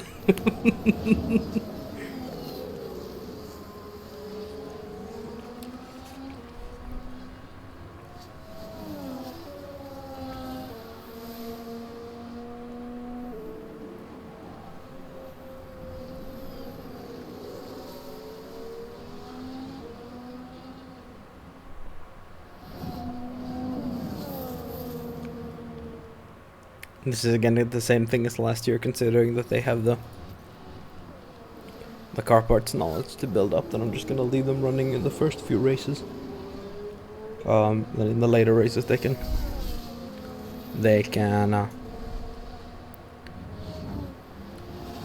sit in the garage.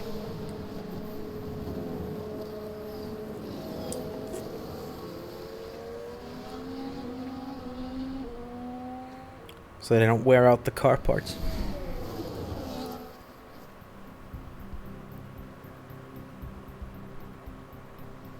$20 minutes.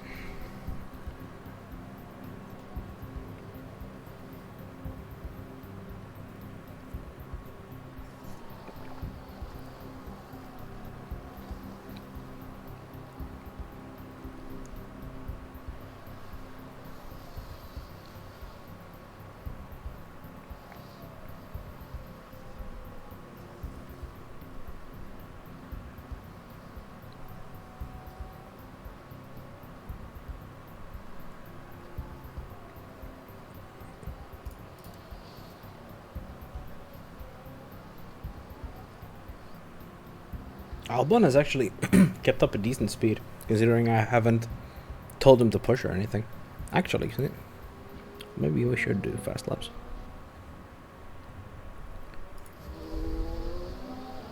Albon's got some clean air in front of him anyway. See what you can do with that thing.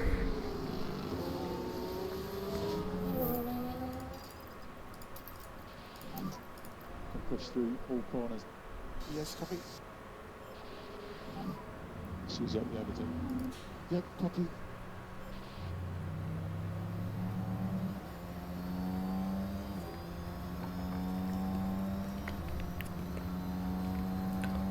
Go, Super Albon. Same thing with Sargent. When he gets through that corner, he also got some clear. He's also got some clean air in front of him. Boom and boom and boom. Okay, we are happy to push. Copy. Use the rest. Copy.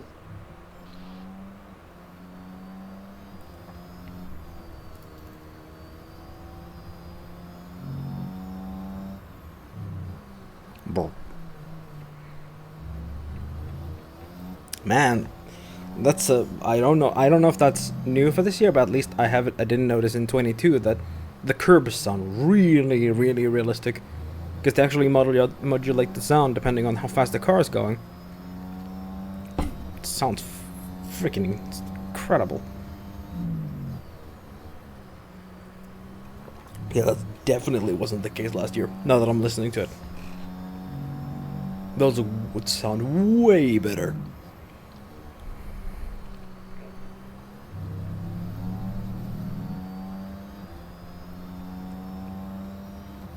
Man, if we still had like Castellet on the how much would it bother you if I did some vacuuming real quick? That depends on if I can hear it. I mean, would it just be in your room? Okay, happy to manage tyre short term. Coffee, yes.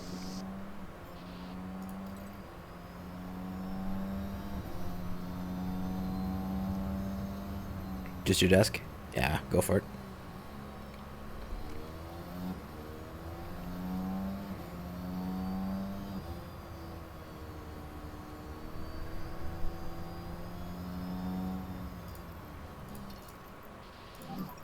Just focus on your tyres. Copy. Let's get that temperature down again. Albon going fourth though. I guess no one else is pushing, but fourth is pretty cool. I guess I would assume that the power balances are a bit more realistic in this year, even in practice. Because I mean, you could just, if you pushed at the right time during practice in 22, you can get the best lap time with any car, which isn't exactly realistic considering the power differences.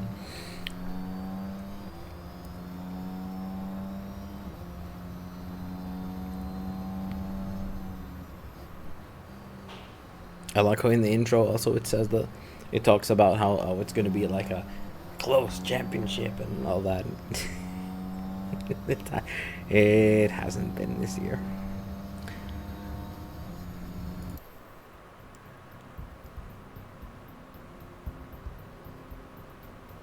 Because of the FIA ruling with the lifting of the minimum height of the cars and the maximum minimum. Was it minimums or maximum they lifted? Minimums, I think, that they lifted, and then just to make everyone safer, and then just Red Bull just ran away with them.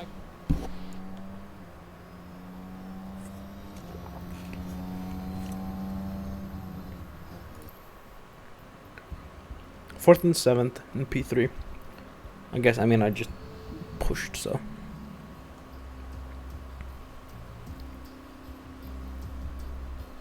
Max Verstappen.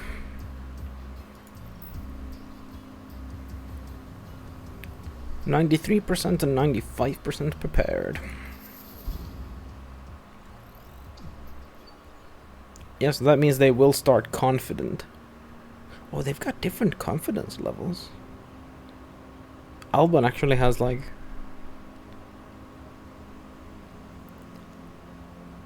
So like, wait a minute. This means that Albon will... Albon has an easier time staying confident. Like this band is wider for him. Is this like his very confident state or something? I don't really know, but it's more blue. Qualifying is coming up, and the drivers will be ready and raring to go. Bahrain's track is dusty and abrasive, and even under the floodlights, qualifying is tough on soft tyres. Teams will need to use their tyre allocations wisely. There's been a bit of talk about Alex Albon, Peru. How are things looking for him today? Well, Crofty, here is a driver who's just oozing confidence right now. We could see the impact it's having, and I'm sure that'll carry through to qualifying. What does today have in store? Only time will tell. A Red Bull pole position, I would assume. Just my guess. Alright.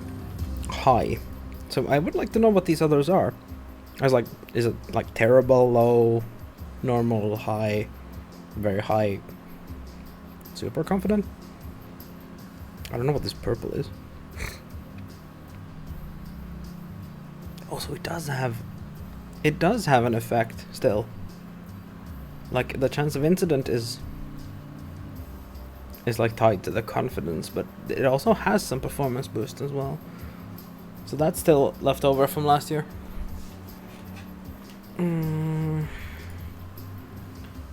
Why is it in the middle?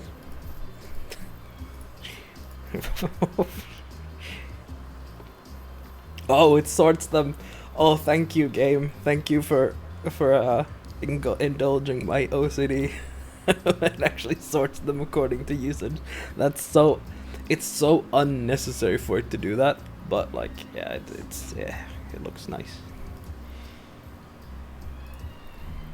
Any new stuff here? No? Same as last year. Car setup. Any changes needed? No. I can hear the vacuum cleaner screaming.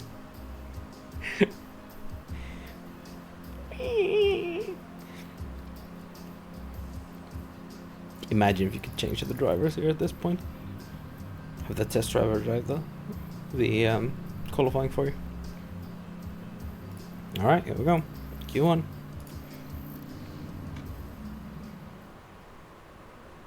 Oh, those curves do not look the same.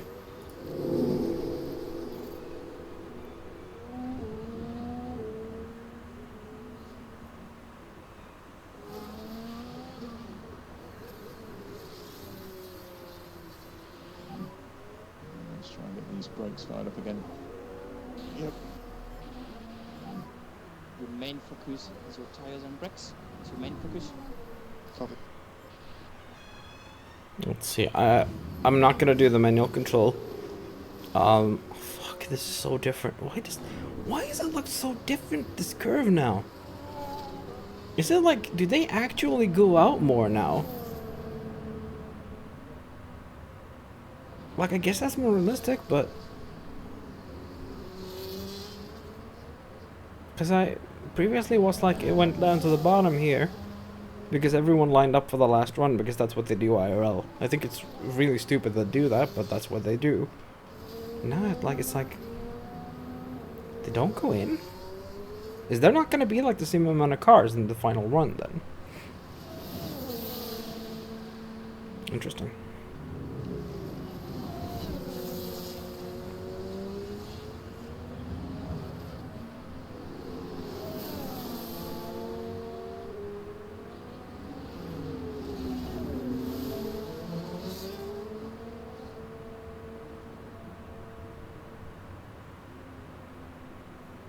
Yeah, crank that.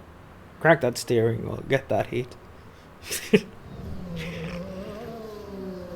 Let's see. A driver's confidence level can be impacted throughout a race weekend, both negatively and positively by on-track events. You can keep an eye on each driver's confidence level here. Where? Here? Doesn't mean like a here? Because I just pressed on that? A driver with higher confidence will have an increased performance and a lower risk of on-track incidents. A driver with lower confidence will see a decrease in performance and have a higher risk of on-track incidents happening. Oh, so they will just drive shittily as well. Okay. Yeah, yes, here. Alright.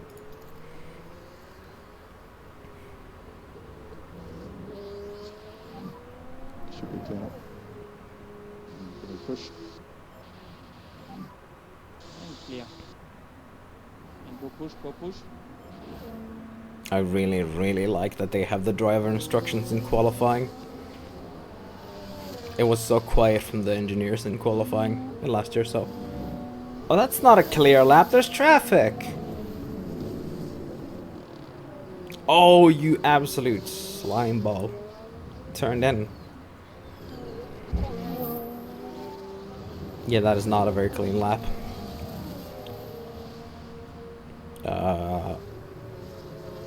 Logan's probably gonna have the same traffic issues.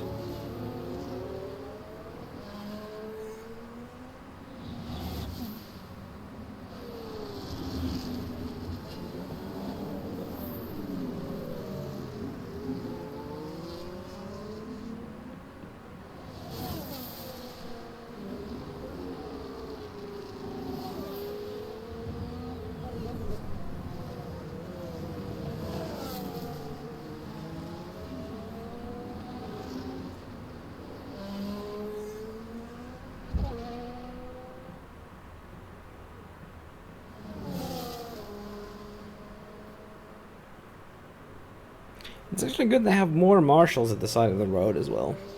That was a common complaint in 22 that like everything, there was like too few people everywhere. So post is 0, negative. And then we're boxing. Yep, copy. Just respect your delta. Stay negative. Stay negative. Go in and box. Copy. That's very close to Archon.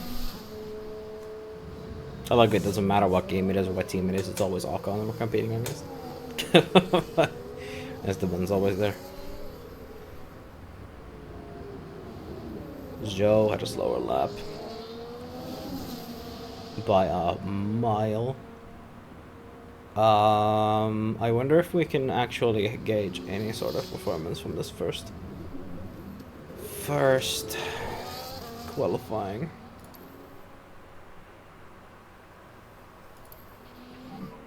Box. Pit limiter on. This is stopping the box engine off. Penetrate. A short white line kilometer. So you stop in front of the garage.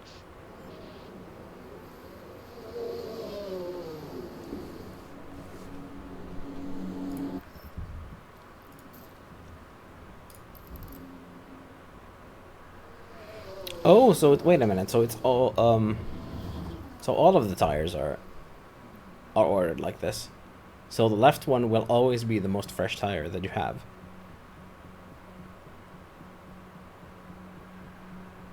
Okay, that's quite good. Good to know.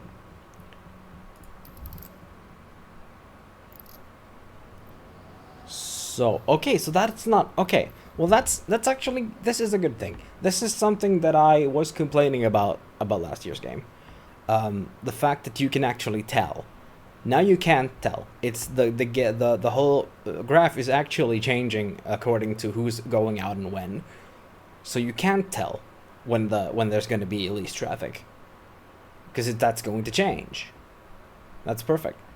That's excellent. Yeah, now he's in very high confidence. Good. So, how much is this going to change? Oh, it actually is a floating thing now. It doesn't like go in like chunks. That's also really great. Oh man, it's really hard to tell.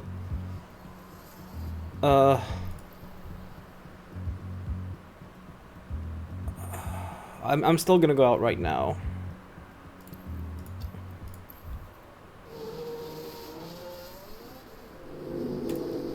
Cause that's usually when I go out. I don't know if this is actually gonna be a clean, like, lap now, but I guess we'll tell.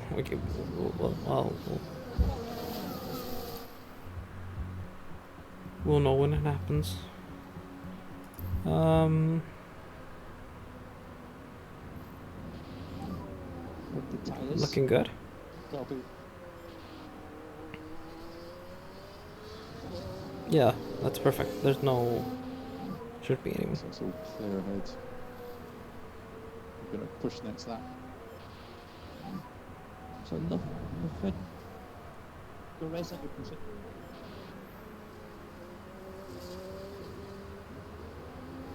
What's that?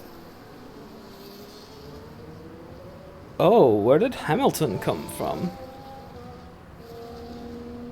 Did he come out just at the same time? That is really unfortunate, because that tangle probably cost him a little bit of time. Sargent is right now beneath the line, so... Yeah, that cost him time. Gosh damn you, Hamilton. Of course, that was just unfortunate that they sent him... That's more Mercedes than Hamilton. They sent him right when Sargent came out, so... They sent him in a very, very poor slot there.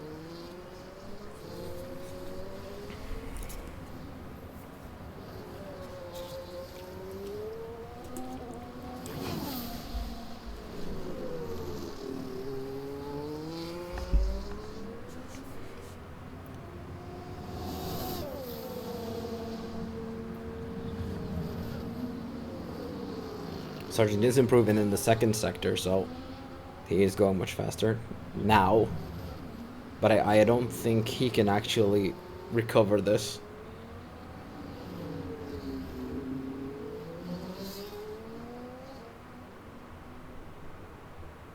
Yeah, there's no way he recovers that.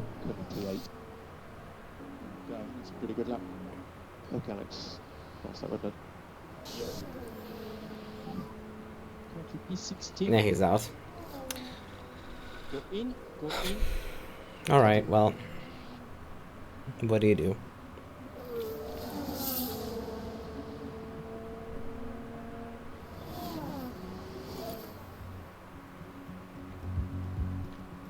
P8 for Albon is absolutely redonkulous.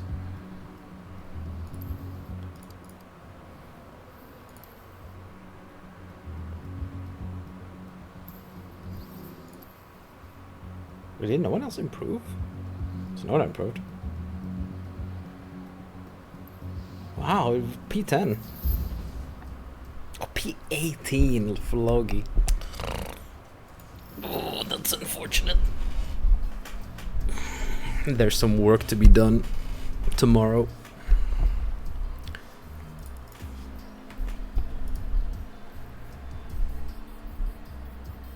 I guess, yeah, so I guess this, why is the 0 up and here?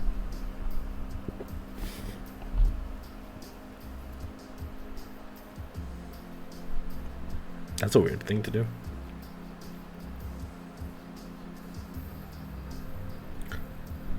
Oh, it actually says that it's parked for May now.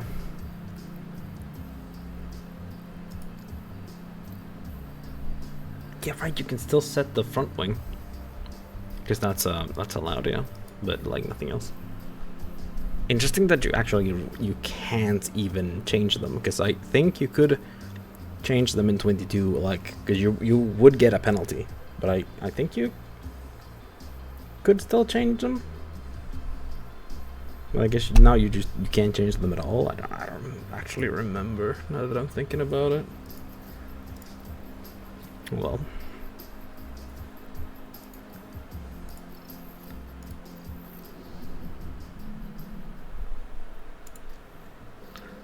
Let's go, Alex.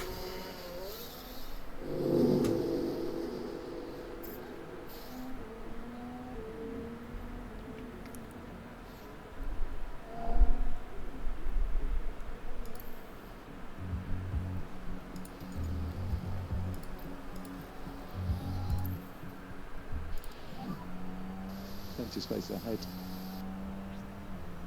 And then go push.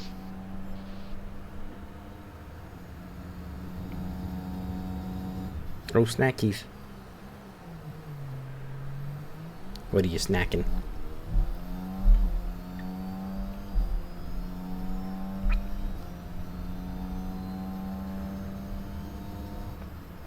Jockeys. Oh man.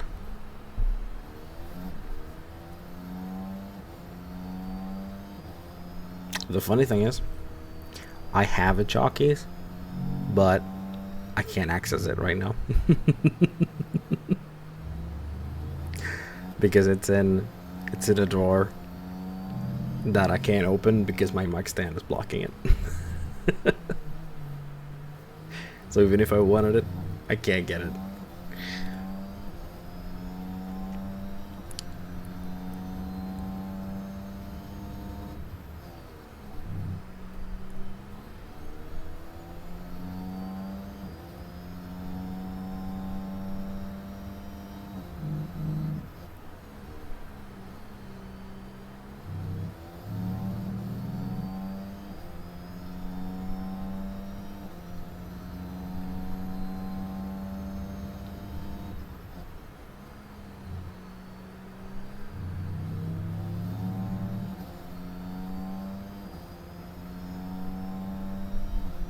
Across the line. 133, 3 or 3. So keep it down to That's a lot of threes. Keep focus on the brakes on the right of Copy. I don't really remember what the time was in Q1. Over by 0, 0, 0, 0.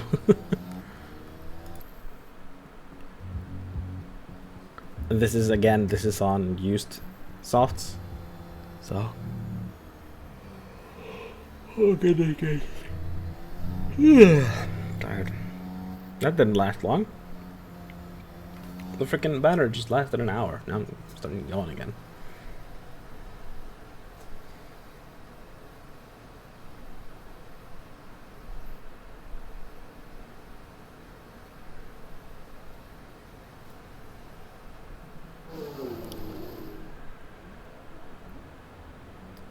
It's about the same as Hulkenberg.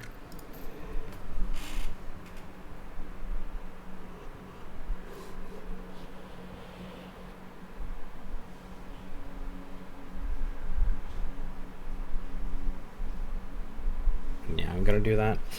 I'm gonna set the fresh softs.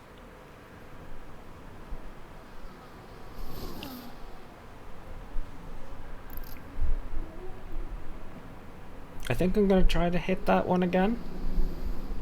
And even though this one's not going down all the way now, because I think they are still like lingering on the track now. They don't like clear out like they did in 22. I still think that this is the best slot to be in. Like right before. So I'm gonna do the same thing that I did. I'm just gonna wait until this point and then I send them out. But that's much better now that it actually floats, so it isn't just stuck to these pins.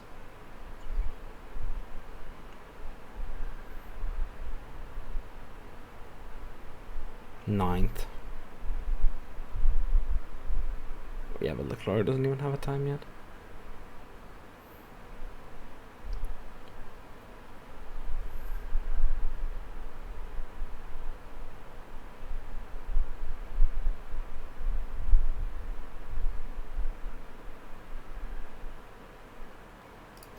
There we go.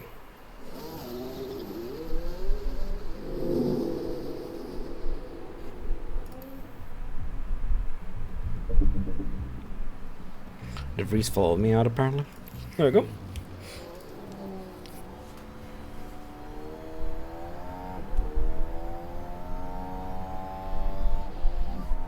It's clear ahead. Just go push.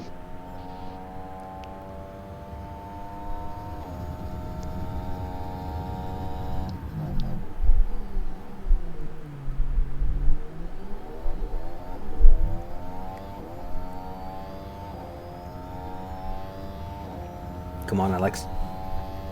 Put in a banger. Yeah, this freaking camera angle is crazy.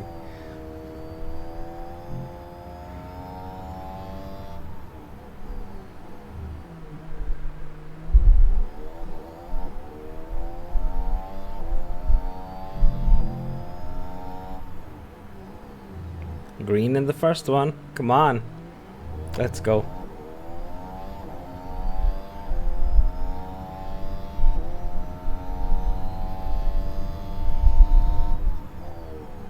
Oof. Man, it looked like he lost it, but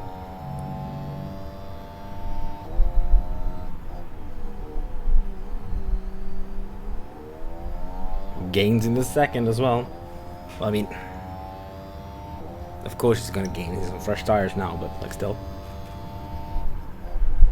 Oh, Kevin Magnussen didn't, like when we played in 22. He didn't gain it. I put him on fresh soft, so I guess it isn't a given.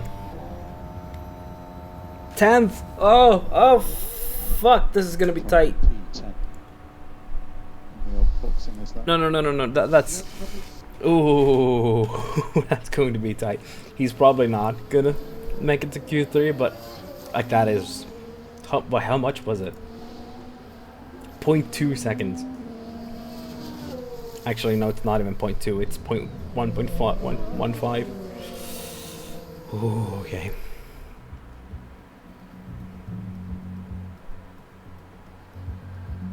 Let's see. Gasoline, the one I'm of course most worried about.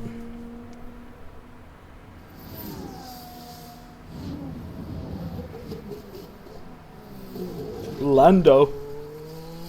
Ocon didn't improve. So Ocon's out. He improved by, of course he improved, but he didn't manage to get past 11th. How much was that? That was 0.05. Wonderful.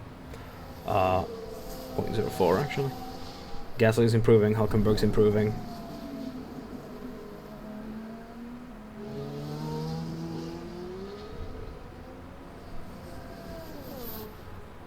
Hulkenberg is actually further ahead.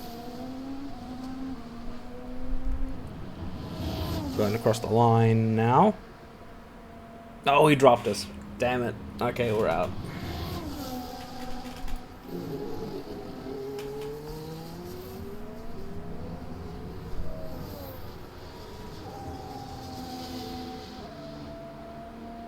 Got beaten by the horses.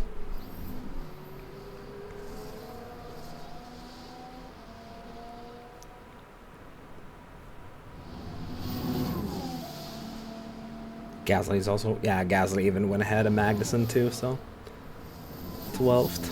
Norris is, it looks like Norris is still on track.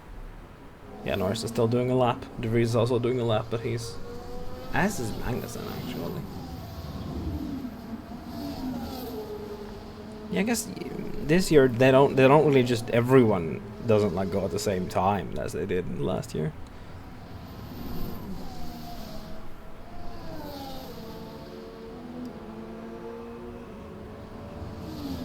Oh, that's dirty. Norris's lap was ruined by that.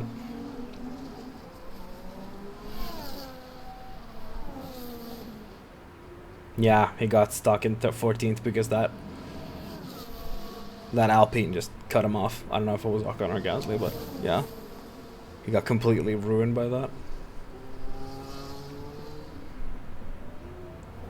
I would be losing my mind if one of the drivers did that. Zach Brown fuming.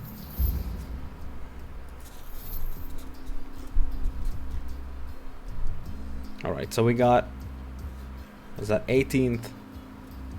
Piastri was behind us with that grip penalty. If he was in front of us, he would have gotten one. 18th and 12th. Considering we need to have, was it 1 or 2 cars in 15th? To build here as race day begins. Bahrain has seen some of the most dramatic races in F1, like Sergio Perez's incredible 2020 victory, surging ahead from being last on the opening lap. Karun, what do you think of Logan Sargent's chances as we head into this race? You know, it's not going well for them at the moment. They haven't been able to put everything together, and it's going to be a lot of work to get back to where they need to be. And there's going to be a lot for the teams to handle. So will the drivers and their cars be able to deal with the pressure here in Bahrain? Freaking Karun, cut him some slack, because it's literally his first race in F1. Jesus. Roasting the poor man.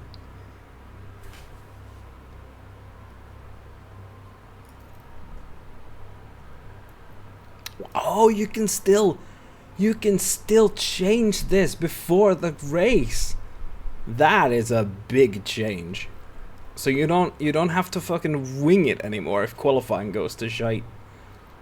Because it used to be like that you had to do this in the beginning of the weekend, and so that you'd like, so qualifying's gonna go well, we're gonna make it to Q3, and then we're gonna place both 10th, and then something happens in qualifying and you start like last in the grid, then you're like boned for all of your guarantees go away. There's no, then you had like no chances anymore, or other way around, that you're like, you don't promise anything because like you don't think you're gonna like finish anywhere close to like a good position, and then you qualify like excellently. So now it's good that you can change this. All right, wait, was that the pre-race report? Ooh.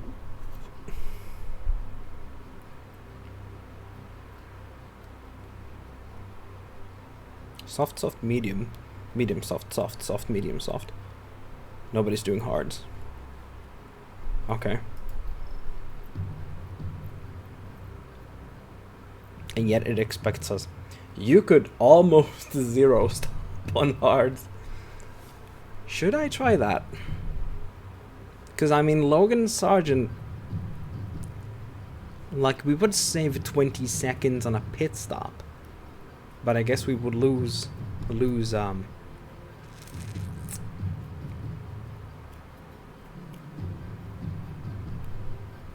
know.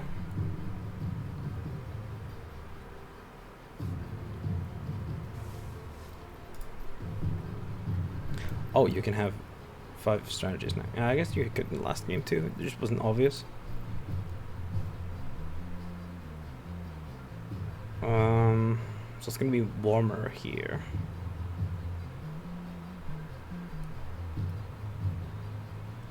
You can push harder in the end. Maybe?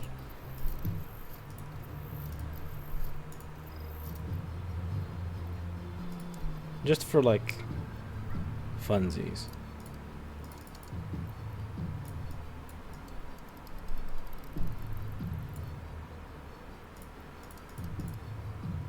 I'm pushing like a madman in the end. Ah, no.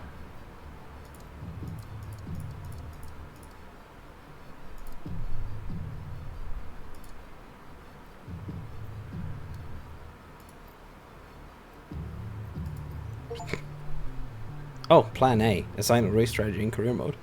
Huh. Hey, Samuel the King.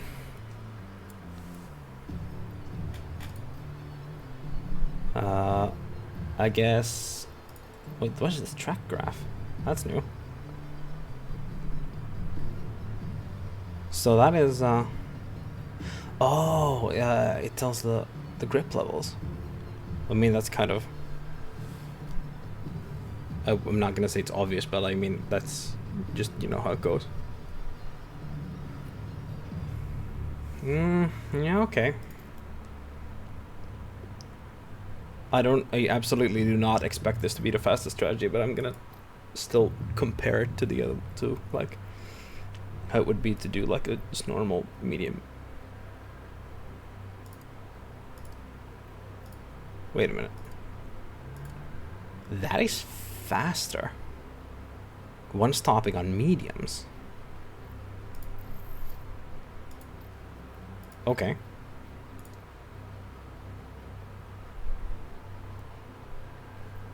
Interesting. That is even faster. Okay then. So one stopping.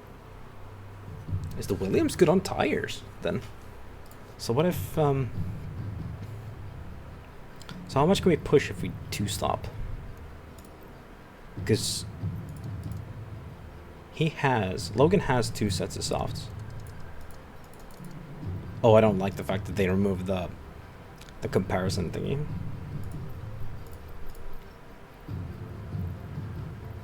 Between the stints. Bahrain.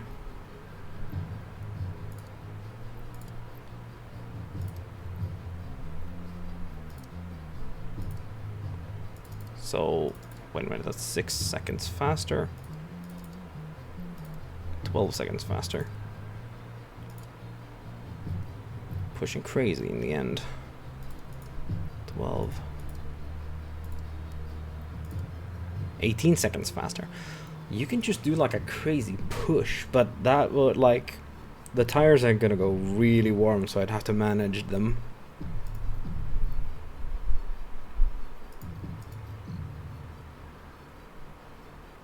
I still wish they didn't... I still wish you could like change these.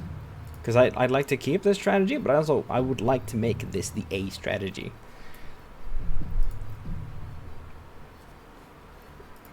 Because I like this one the best, no? I'm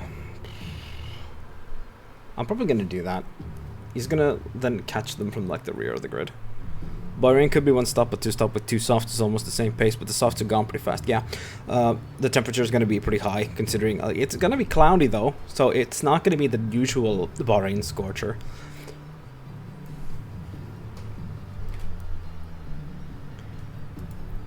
But I'm gonna test the 2-stoppers, like just how fast they go if I just leave him on the push because the temperatures are gonna rise and the tires pretty hard. But considering that it is a night race too, but like considering the temperatures of Bahrain, yeah, like you said, there's gonna be they're gonna start chewing through those tires. Alex, on the other hand, then he does not have the 2 sets of unused softs, so I would like him to have some speed in the beginning. So I'm probably gonna have him starting on softs, but not pushing on them, then doing the mediums in the end. Maybe, how many sets of mediums does he have? He has 2 unused sets of mediums. I could do like one of like a hard push mediums, but I don't know if that's worth it actually, because he still can push on these. You probably changed the strategies anyway. Something happens in the race. Yeah, I bet if there's a safety car, everything goes out the window. But it's fun to kind of think and maximize if something doesn't. Because when I played 22 like this and last week, I didn't have a single safety car in 4 races. Not a single safety car. Not even we had a VSC in practice in Saudi Arabia, but like I played up until Imola and we didn't have a single safety car. I've never seen that happen. Sometimes you get nothing, sometimes you get it quickly, yeah. So it is. You never know what's gonna happen in F1.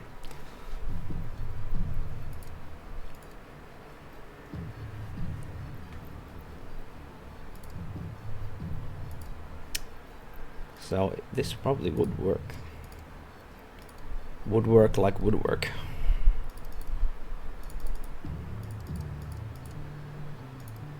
I'm gonna set it in the middle here.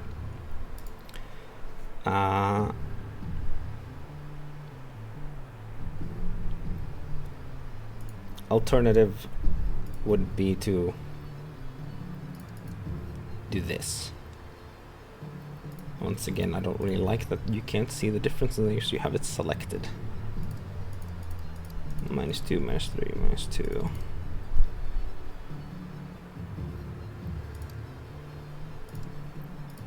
So this is actually does.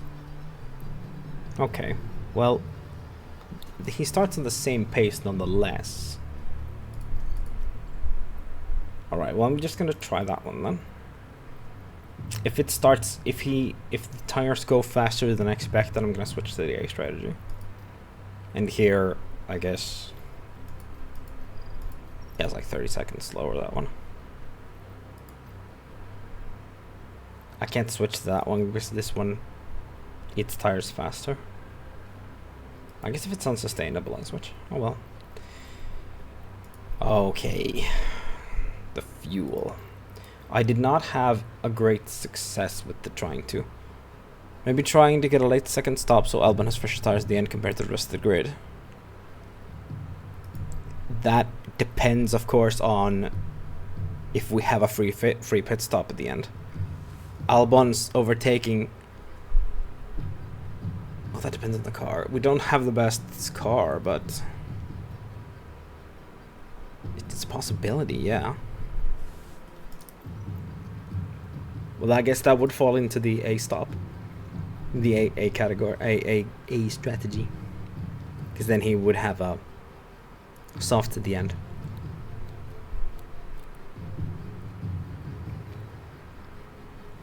But the only thing is I'm really floundering with the thing because I don't know how it's gonna work with the new temperature system. Because they tried to explain that to us in the dev walkthroughs, but I didn't really understand it. Because you have enough tire with the first stint already. Enough tire? Oh, you mean like, yeah, that I fulfilled the tire requirement.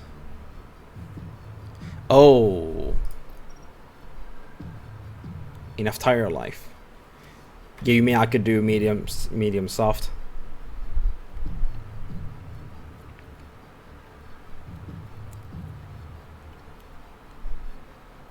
Yeah, I guess I could. But I also, because Albon's starting 12th, which is a good position for Williams, so I kind of don't want to be overtaken in the beginning. I want to have a good start, because everyone's going to be pushing in the beginning.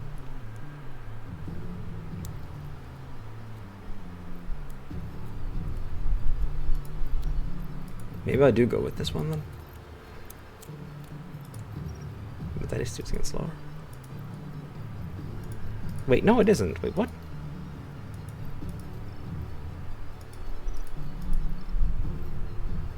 $31.25. Did that change? Oh, I didn't compare them. I didn't compare them correctly. Alright, whatever. I'm gonna do with that one.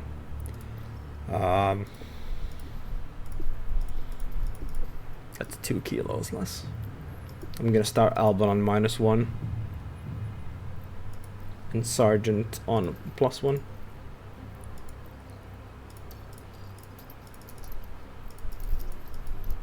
Oh, you can't start them on overtake.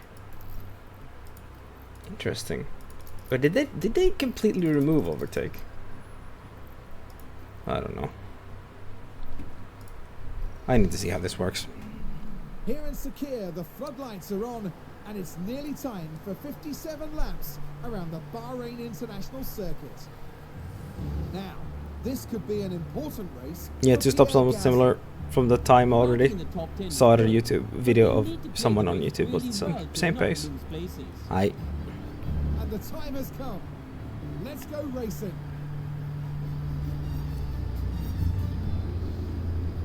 And this is it. The Bahrain Grand Prix.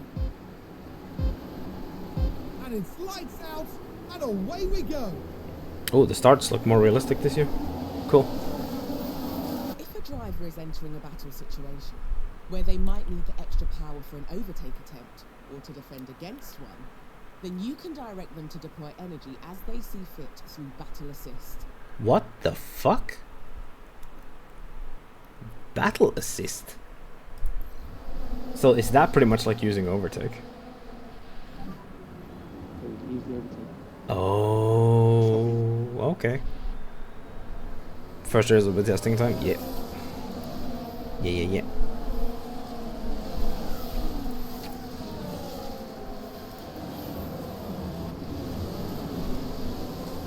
That's really interesting, because that's probably much better than what the overtake thingy how it worked in 22.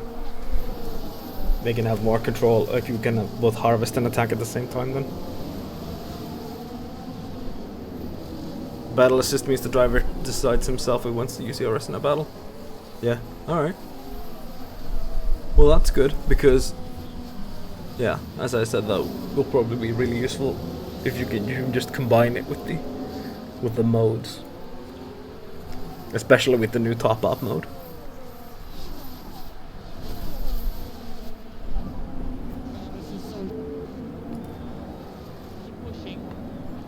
He's dropping way back.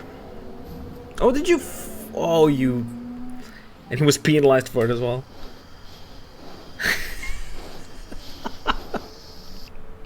You okay? It's basically just a little assist to aid you. You can still manage it yourself.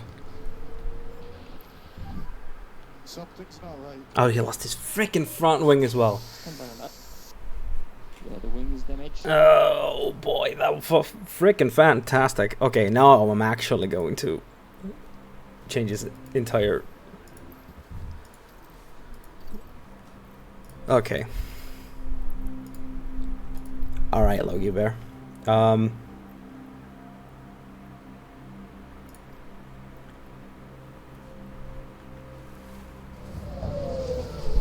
Hey, thanks for the follow. In real life too, so he's not that strong. Yeah.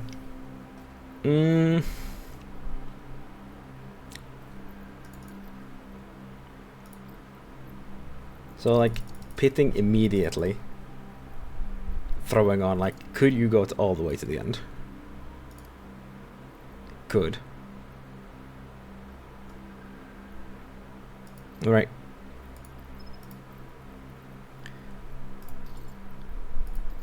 Box, box, box.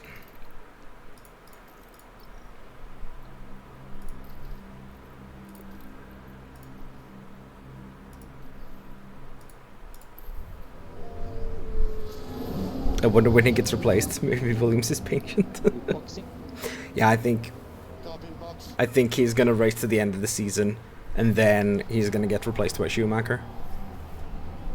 De Vries got sacked quickly, yeah, but he also drove for Red Bull, and Red Bull are notoriously trigger happy. Okay, copy. Red Bull also has a massive youth squadron.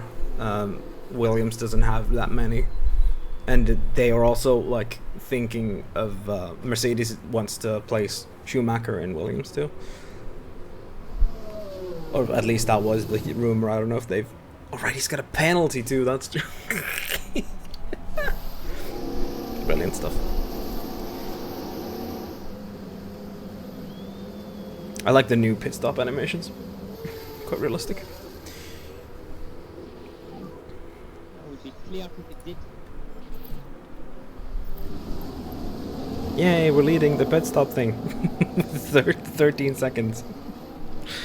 13-second pit stop. So I don't know if this still...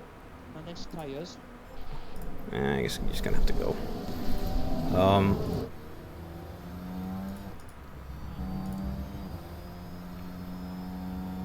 He's out of...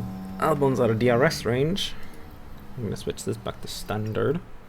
You can afford to drop that. Okay. I'm gonna use the second stint to regain the fuel that I lost. If Mick drives as poorly as his second season Haas, then he can stay test driver. Crashing and not delivering is not that good. The reason why Mick drove so shite at Haas was because the car did not suit him at all. Is also the reason why Magnussen is now underperforming like crazy, because that car suits Hulkenberg much more than it suits Magnussen at the moment. Haas's cars are notoriously bad at like suiting both drivers. It's the same issue that they have with Red Bull. The way the car is built for Max, but it's not built for anyone else. And thus everyone else they put beside Max is going to look like terrible. I still believe, because like Mercedes, of course Mercedes is talking him up, but they have been saying that he's been doing like crazy good in the simulator. So I guess we'll just have to see if they put him in someone. If Williams takes on Mick and he underperforms again, then that's going to be a good night for his F1 career. But before we see him in another car than that Haas, then I don't know.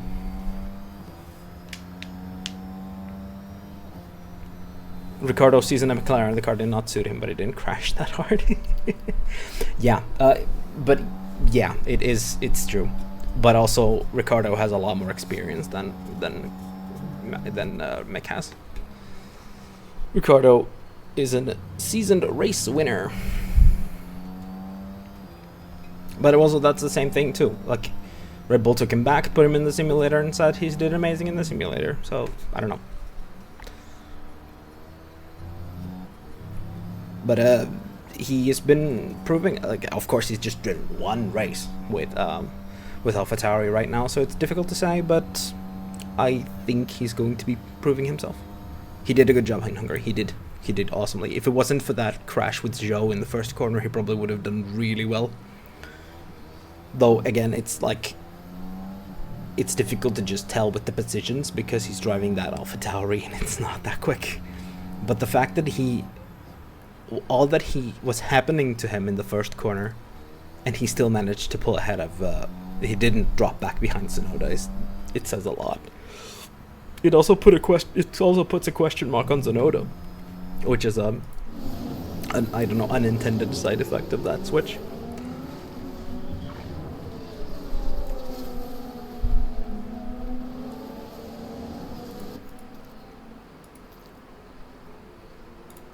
It always pays to Right, this is new. with the drivers. You can instruct them to respond to a number of different situations that might occur on the track. For example, when trying to overtake. This gives you more control over driver behaviour, while allowing you to manage the level of risk they will take. Yeah. Because this There is... are several other unique situational tactics that drivers can also use. Yeah. From avoiding dirty air to not battling. Yeah, it's the same as last year. You're gonna defend like crazy because you're Alex Albon. Good to stay ahead though. Got pace.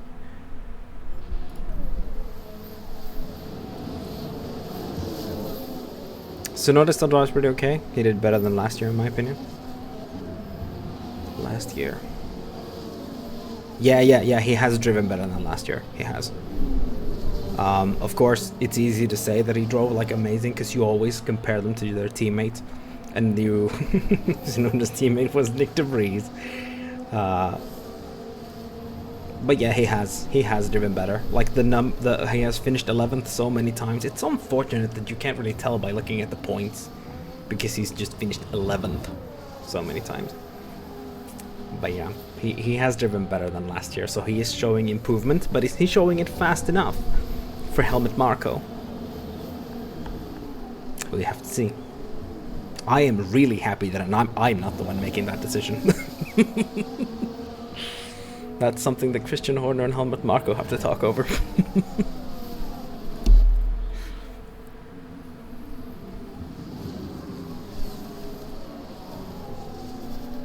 Sargent is building... Oh, his confidence is just done in the dumps now. Right. Stay on the racing line.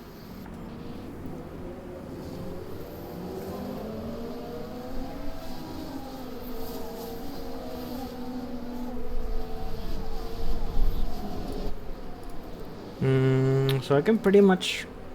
With this strategy, I can pretty much just forget about Logan. We start Lyco. Lyco? And who's overtaking full point?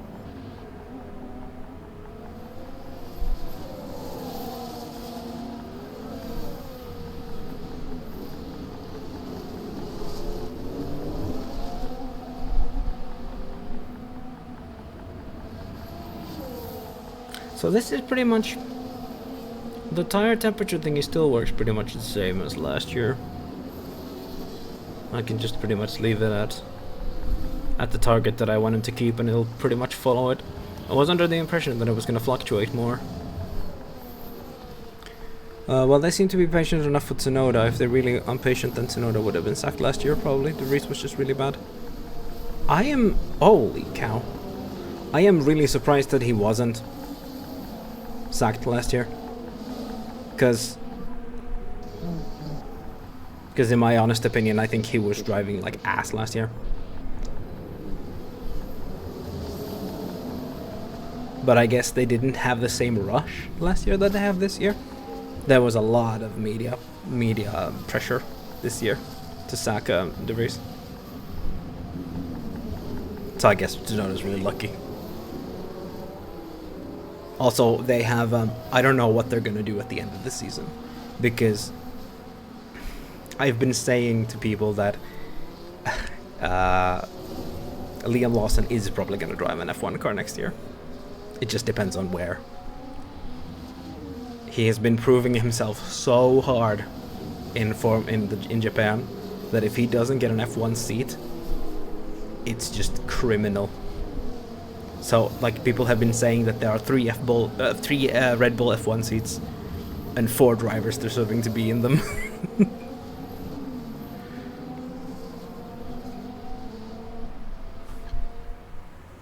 He got some good performances, but also many rookie mistakes. Who are we talking about?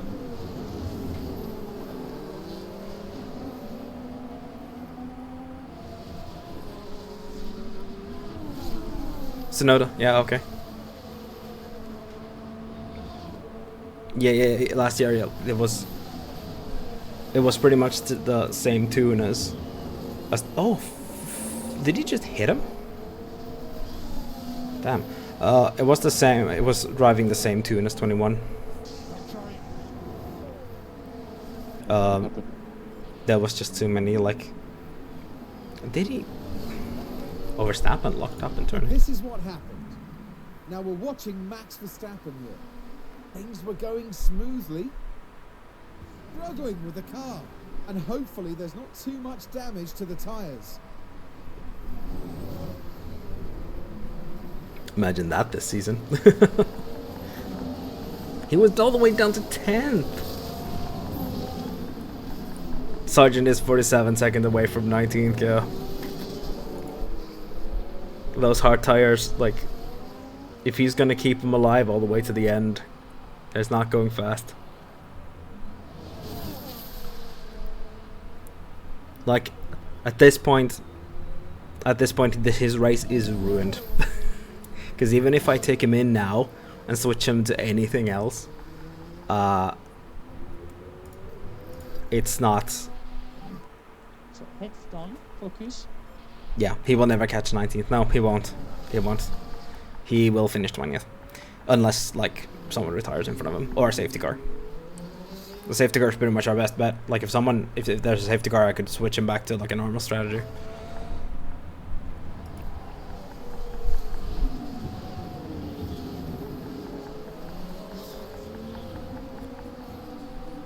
Like, I'm rather curious, like, with Albon and his, like, because people are passing him, is it just, like, the fact that this car is just, like, so rubbish? I have to assume that it is.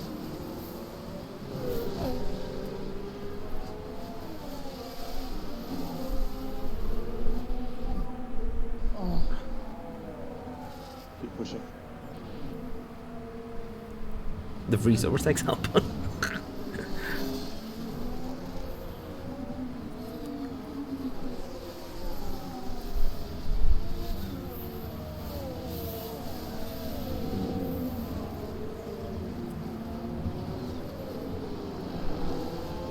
Drop like a stone.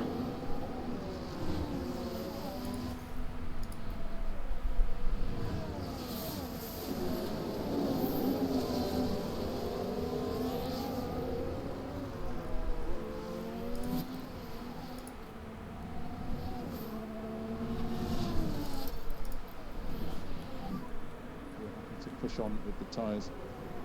Well, if Mick was still at Haas, he would have done something for the safety car. Or if we still have Latifi.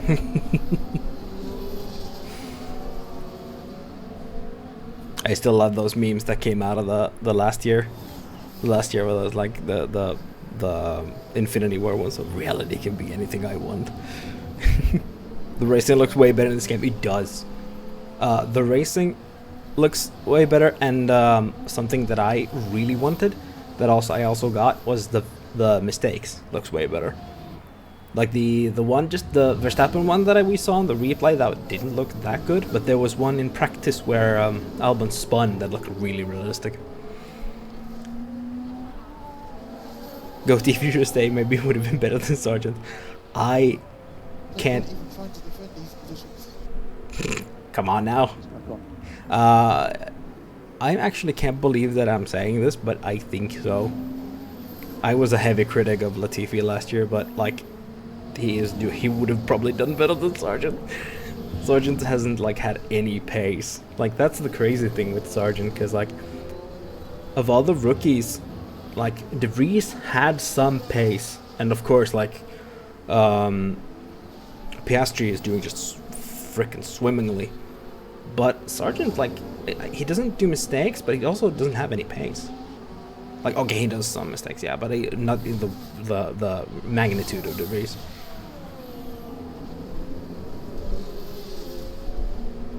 But he's just slow.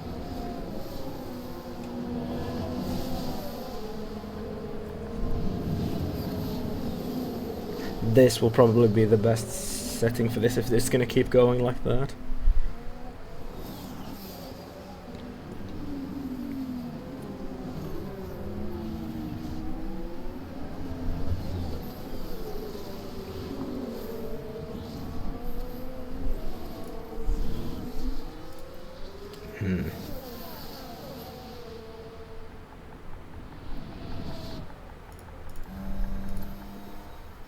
Zoom.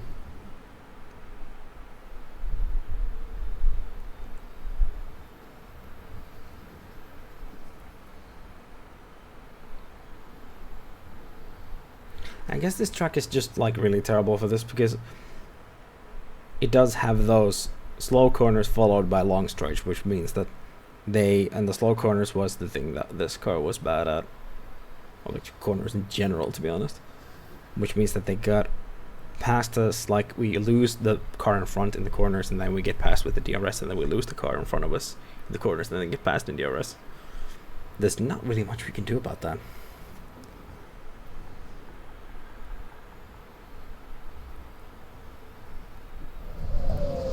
Goodness. This is a no fun run. Welcome Shiba Raiders. Welcome Shiba Raiders. This is F1 Manager 23, which released today. The deluxe version released today. It's so much better than last year's. We are currently on board in a Williams going backwards through the grid.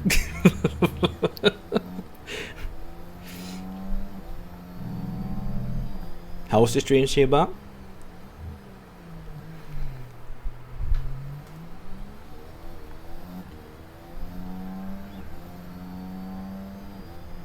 Good, sir. That's good. Oh, and there goes the next one. We might actually keep up in the DRS on this one. Get him. All to play for. Gotta get ready for work. Bye bye. Well, thanks for the raid, Shiba. Good luck at work.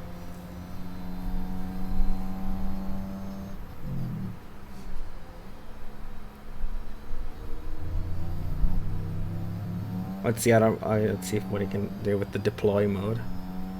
If he can stick in the DRS train, at least we'll at least have somewhat of a because as I just explained like before the raid, that we don't have any race pace because we lose them in the corners, and then we get to the straight, they just pass us with the DRS, and then we lose them in the corners, and we don't have a DRS in front of us anymore. Yeah, I'm trying. Keep pushing, keep pushing. And try harder, Alex. I gotta take him off this now. So we'd like to increase the coast through sector 2.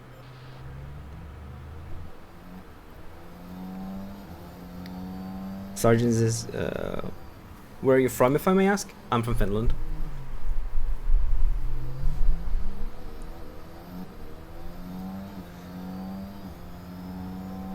There we go. Yes. Good job. Back to neutral. I don't know if that's how much this is impacting with the DRS battle assist on, but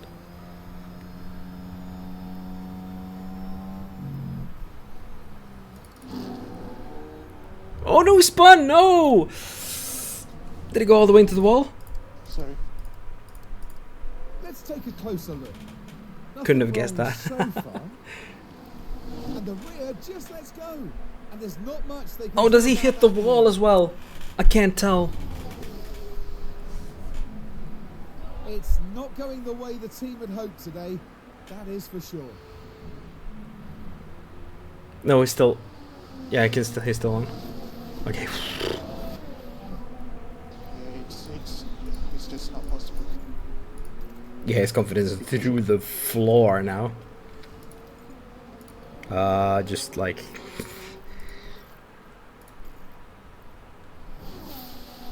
Just drive, man. Just drive.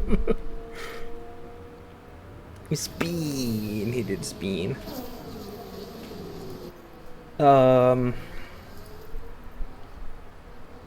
So that 15th position isn't looking very likely right now. What would be best? Would it be best to just try to...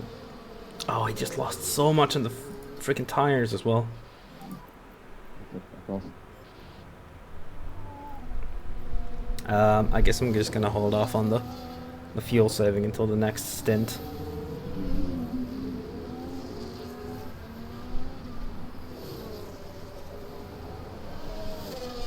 Either that. Now we remembered this binala means thank you. Yes. Pronto, Albon, Spinala. Man, I miss what's his name again? I'm blanking out.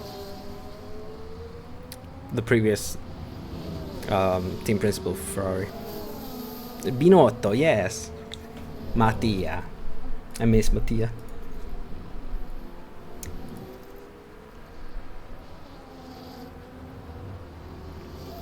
Him and his wonderful Italian accent.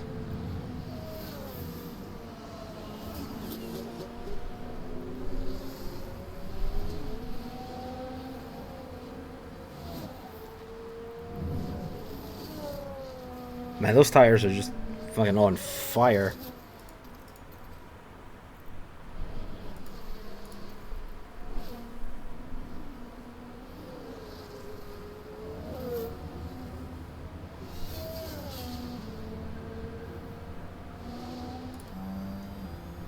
I'm scared to touch the visor cam now. As soon as I put him in visor cam, is spun. Piastri pitted. What did he have?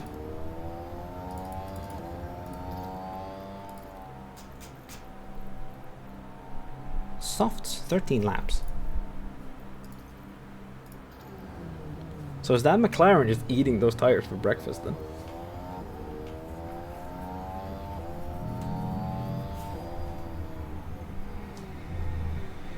Okay, now the tires have cooled down, putting it back down, back up to standard. Keep the pace up.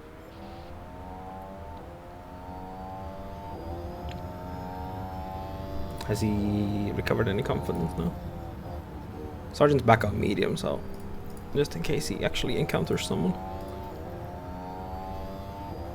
As the technical chief, or how they're called, he was great, but as team principal, it was crap. Yeah, I have I don't really know how he did as a technical chief, but I've heard a lot of people say that he was apparently really great as technical chief.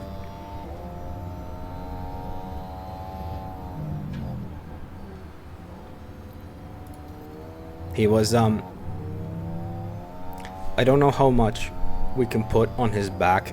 Like, of course, he must have done some really poor decisions for how the Ferrari whole project went under his command, but I don't know how much of it was in his control, because it feels like it's still spiraling, even though Vasseur has taken control of it now. So I don't really know, like, how like Ferrari needs such a complete reset right now, because it feels like it is going downwards right now as well, with the current recent results and like how this season's been going for them, and like the end of last season too. He was great at that. He understood the technical things there, but as team principal, he isn't good with people. Oh, I see.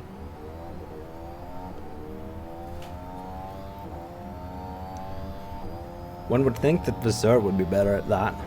He seems like a people person.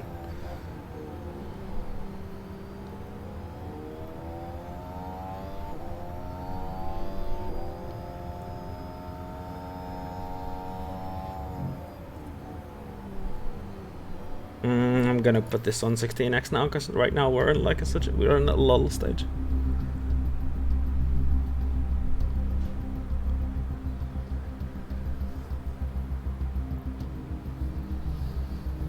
Alonso pit stop issue. Now talk us through this one, Karoo. The Aston Martin team standing by. But Oh. hang on, there's an issue with the rear left tyre. Damn. They have shit staff. What's wrong? That's what's wrong with Ferrari. Look at the strategy. Them disgusting. Yeah, the fact that the whole Ferrari strategy thing has become a meme speaks volumes. Like, you shouldn't be known for being bad at doing strategies. The fact that Carlos Sainz had to call his own strategy at the Hungarian Grand Prix is just wrong. Like, I don't really think there's anything wrong with like planning your strategy, but having to like call it from the car is like, it feels a bit like, Remember 2022 Hungaroring? In F2 they saw that hardest trash in Hungary. What did they do? Give Leclerc cards? Well, yeah, that is pretty unforgivable. That's pretty bad. Verstappen spun and overtook him twice. Yeah, right. That was the race when he did the mid-race 360. Yeah. Yeah, that was not good. Not good. The window is open. Pit window is open. I'm probably gonna do the optimal lap.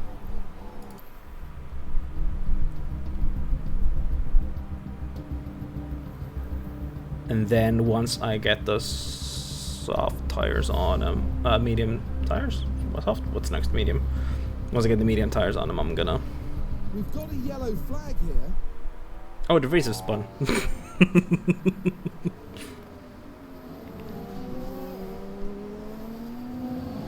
Whoa.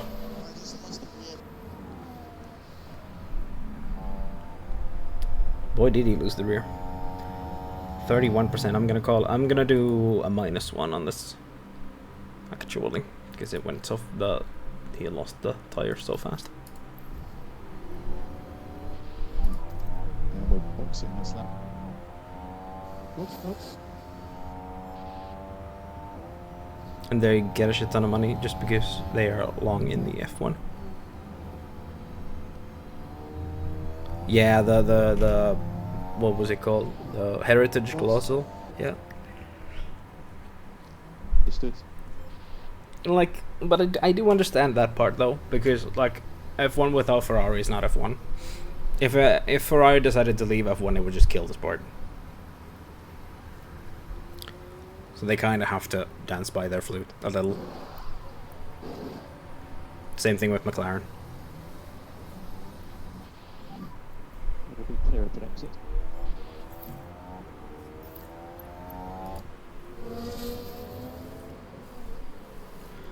So now you save fuel. Need to increase lifting coast. Otherwise, we won't finish the race. Suppose now we can. Alright. Actually, I have... Sergeant has to cool down a little. Okay, back off. Copy.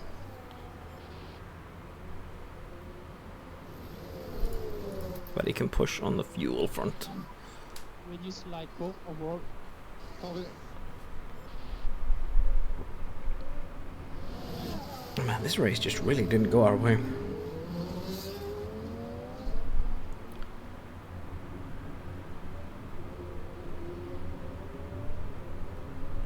McLaren can F off, that team is nah.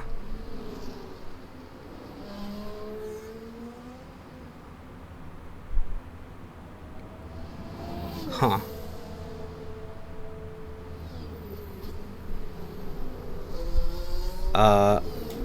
That was my opinion when I was 7, 8. Because I was a big fan of Michael Schumacher. But I've since come to respect and like the team a lot, actually.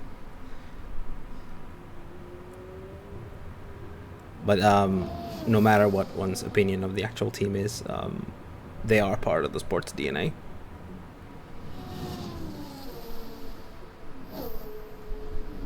They are the second longest running team, I think. It should be only Ferrari that's been longer in than them. Considering the Ferrari's been like since 1951.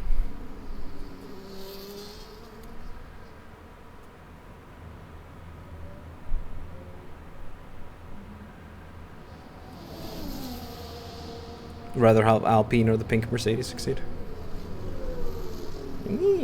I don't know. Pink Mercedes is luckily a thing of the past. God, that car was so butt ugly. Racing Point was seriously. I honestly think the Racing Point was the ugliest car I've ever raced in F1.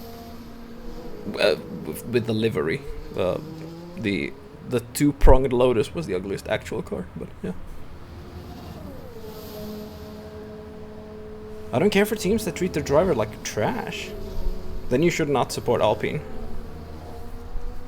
Because they are actually doing that. But I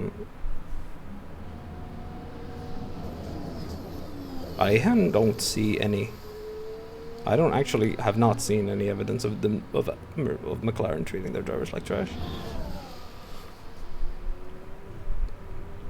I don't maybe agree with how they treated Kimi, but that was like that was literally 20 years ago. Perez Here's looked the up. replay. Now this, I think, was at turn 13. Well, you could see the lockup. By that point, it was just too late. Man, Red Bull is just not having a good day.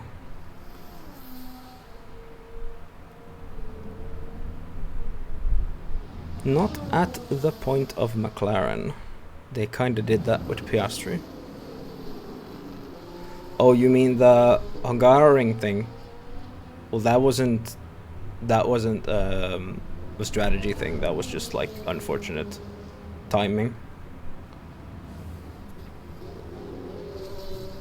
Like if that's something that's gonna happen regularly, then maybe yeah. But that's just, to me, that just looked like a one-off. Maybe if Lando and Piastri are gonna have like the same pace in races, then we're gonna start seeing more like bickering between them. That's just gonna happen with every team, to be honest. If they're gonna have drivers that are like driving at the same speed.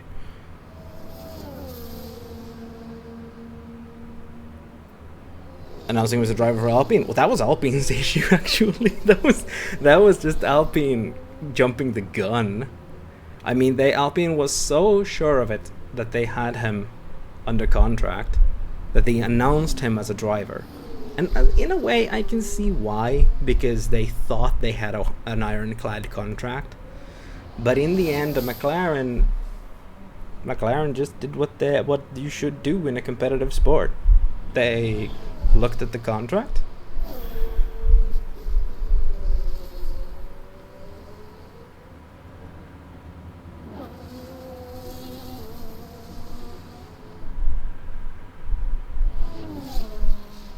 I meant that.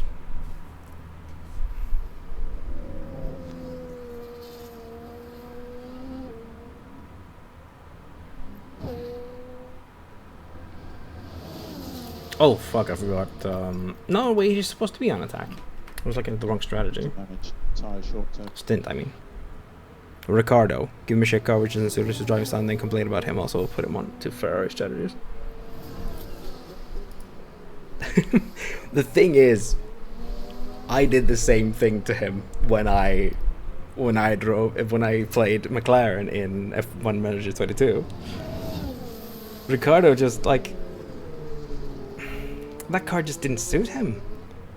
And if the car doesn't suit a driver, then you can never get any pace out of him. He needed to go. And as a matter of fact, it did help his career too.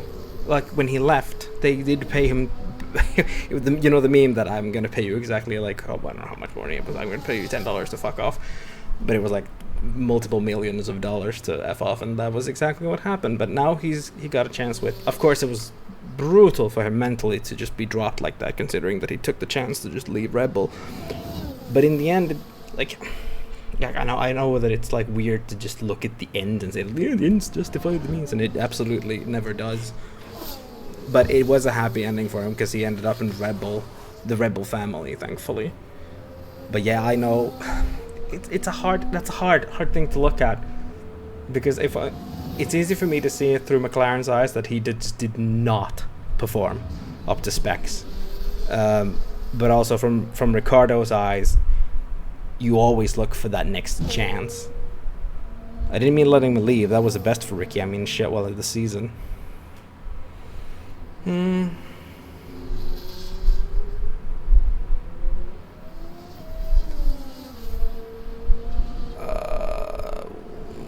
can't think of an example of what was like where it was treated poorly.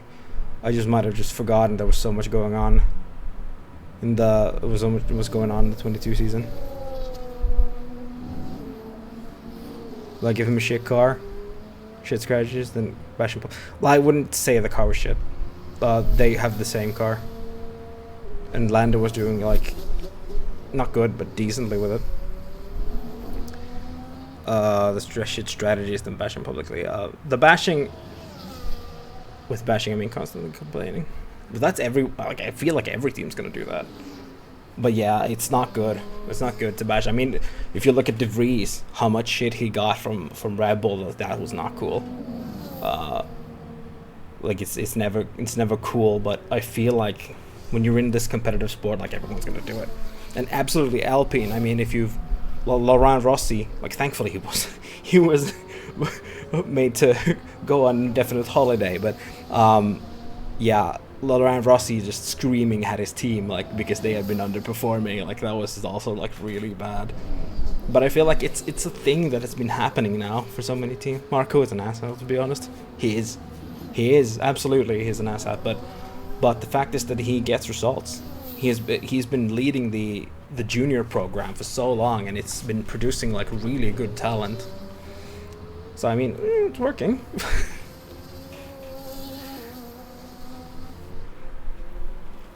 Oh, frick! I forgot to take him off of the We want lift co, please. lift co. I wonder what the co is standing for.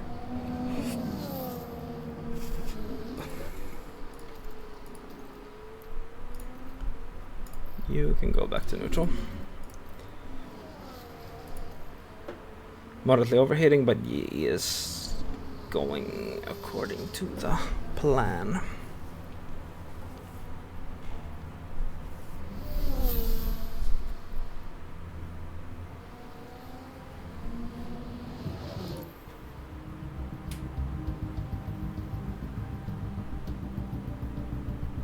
So we're actually gaining on Piastri now.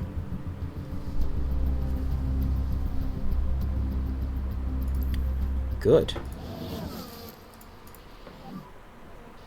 Yeah. Deploy. Okay. Basically, I pretty much hate Red Bull because of football. Football? Interesting. Rival teams? Sometimes I feel like I should be doing the same thing as the Javier Padros is doing, like a question. In Germany, football fans hate Red Bull? Oh, I see.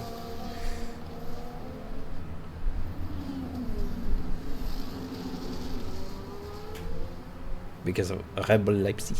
I see.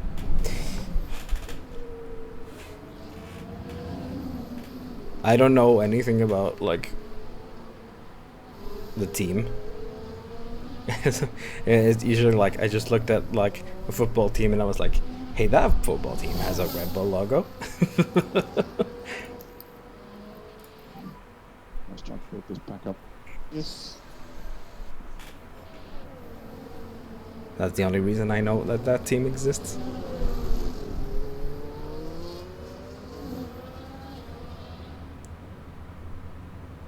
Well, it seems to be going quite well.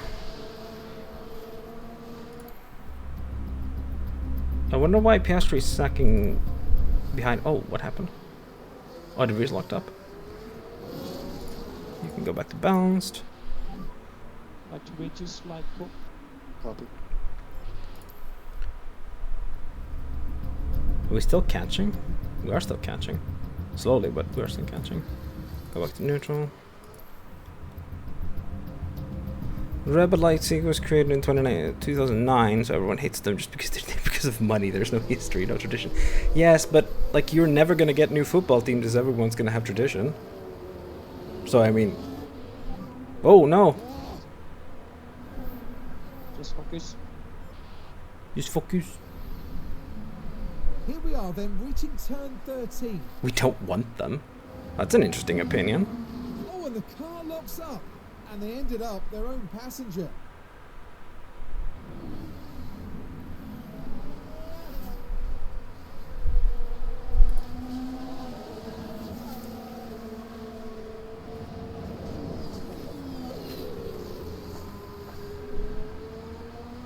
I guess that's me coming from like an esports opinion, because in esports there's constantly new teams.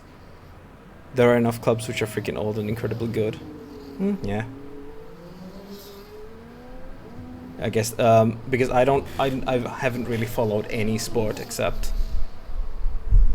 like racing. That's pretty much the only kind of sports I follow. A little bit of ice hockey, but like nothing stays. In no sport that I follow, anything stays forever. As I follow esports, there are just constant change, constant new teams, and in F1 there's a constant change too.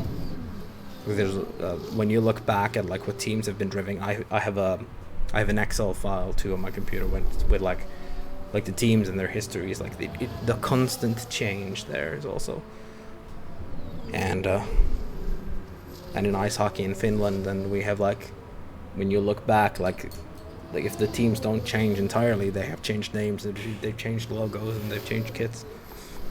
FC Bayern München was created in 1900 and they were incredibly successful for a long time. Yeah. I mean, yeah. And I'm not saying there's anything wrong with it. But I'm just not saying that if something changes, like I don't feel like there's anything wrong with that either.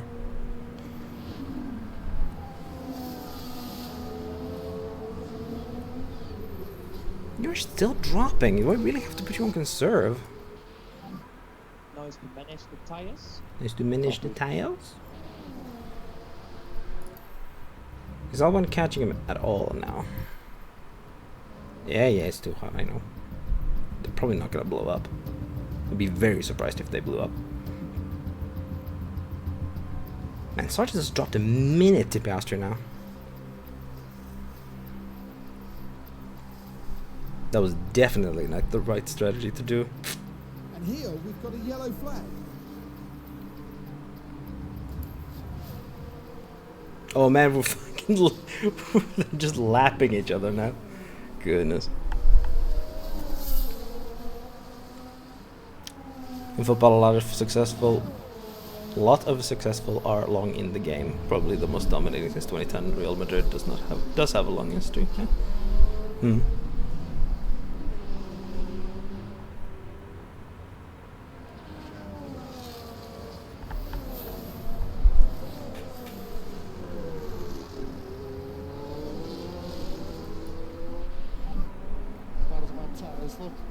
Tire's cold. Tires are a bit on the cool side, so just watch out. You are gonna have to pit, probably. Either that or he's gonna have to conserve them really hard. Is there any way to, like, I probably can't put it like, yeah, I can make him drive in clean air, but I can't make him like warm the tires now and then.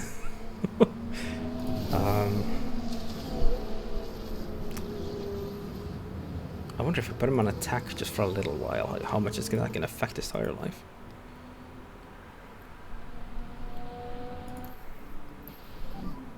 The window is open. Window is open. Went up. And now back to conserve. Hopefully it won't drop too much. Sorry to manage tires now. Copy. We got...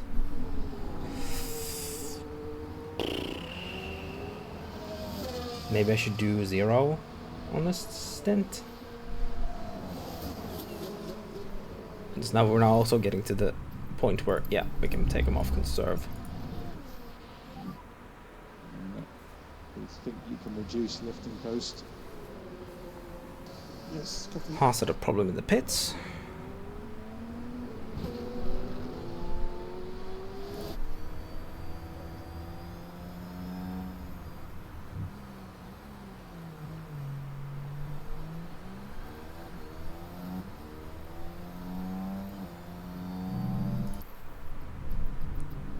We're actually dropping to Sonoda. I don't know, these tires are getting old. Joe isn't catching us either though. Oh, there we go. Let's do that. Slightly used softs.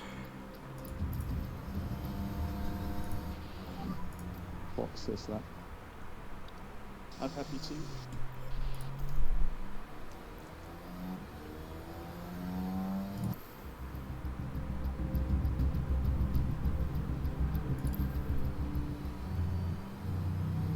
That's gonna drop us just behind Bottas, assuming we don't have an issue.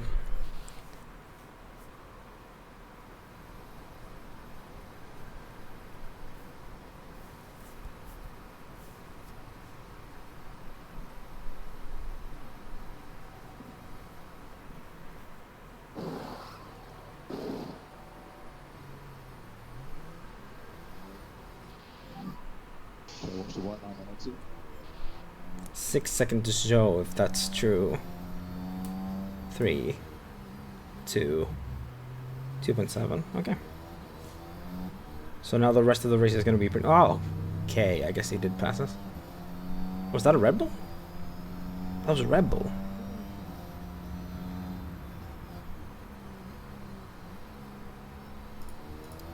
Yeah, there it show.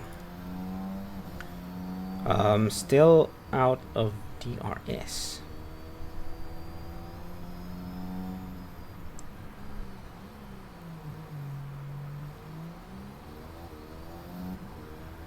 Yellow flag.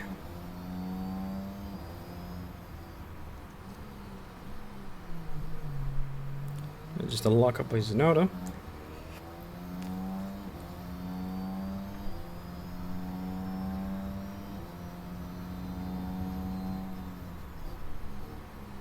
It's interesting that Verstappen is only 5th. Yeah, he's had so many issues. I mean, he was locked up and he spun and I don't know.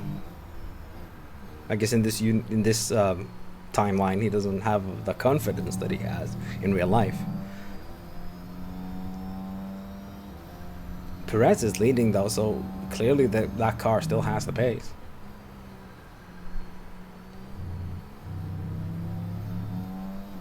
I'm probably gonna have to pull in Sargent.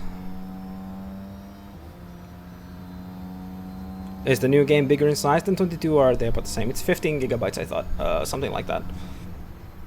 In real life, he would have overtaken them already. Yeah, probably, actually. Yeah, I didn't think of that. He would have been flying. Man, Sargent, he got lapped again? Oh, yeah. Sargy boy. Maybe we'll put some soft tires on you. Box, box. Yeah, box, box.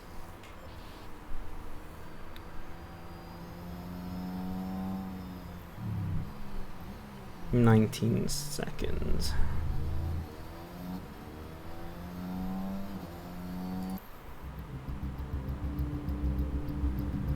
$18.17. They had a pit stop. Exactly happened there, Karoon? Oh, it's 43 gigabytes after installing. Interesting. So it's really optimized then. The actual download then, because it was just 15 when downloading.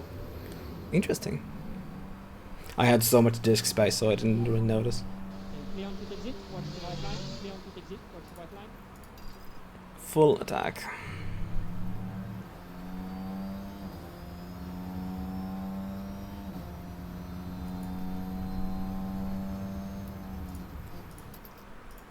Not that it really matters. I mean, he's 2 minutes behind Copy. Piastri. Let's get rid of that extra fuel.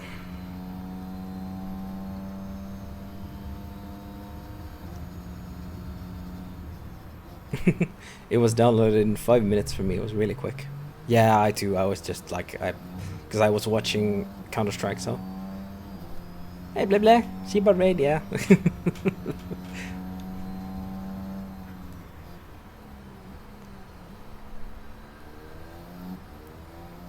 Were you out doing something?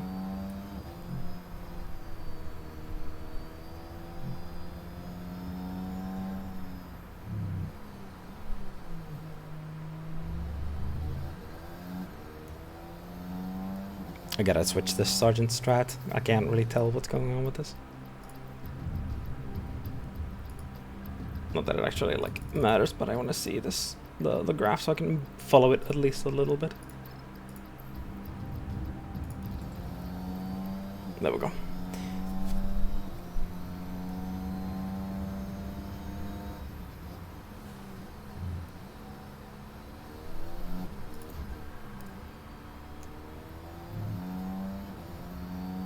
So 14 seconds to Bottas. Man, it's so... Like, I'm not going to be able to catch 14 seconds, unfortunately, but to be one position away from the incentive is a little bit annoying.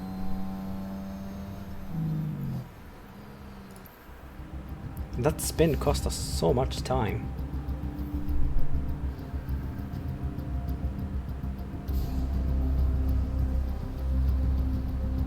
It's actually not too far off.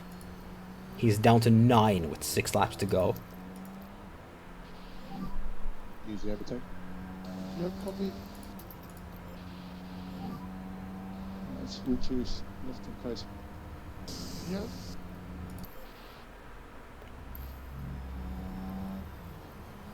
It's fine.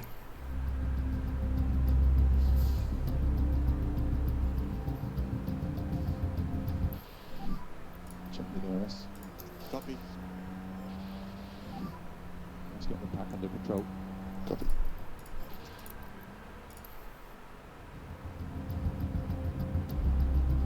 Four laps to go, 4 seconds to go.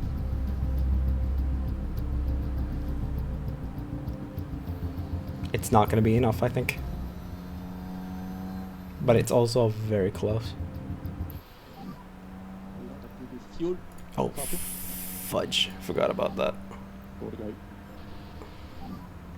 like to increase a bit the light everywhere. Copy.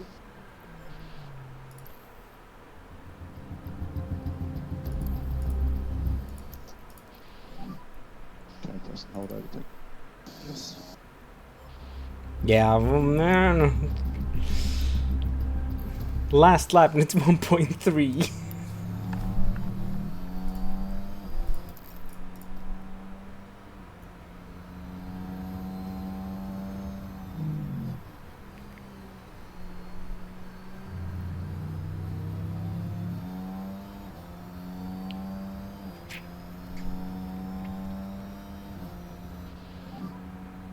How many laps are left? One more lap. 1.6.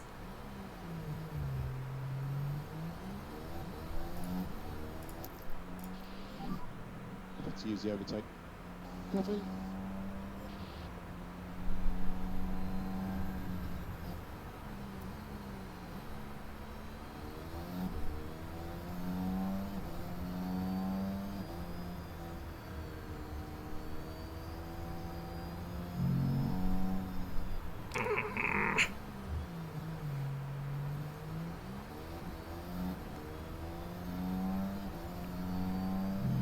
I am clenching something crazy, but I don't think it's gonna be enough. Now 1.8 until in the final DRS. Okay, we are lowering the pack. Copy. Well, I guess I'm off now. I'm gonna have a song. I have a song stuck in my head. I'm gonna listen to that and go to sleep. Have a good one. Yeah, thank you for coming. Hope you have a good one too.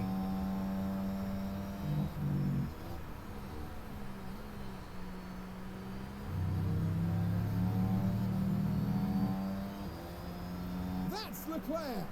Charles Leclerc is today's winner. Man, it's double Ferrari. Perez lost the lead at some point. Yep, in the end, 2.6 away from 15th.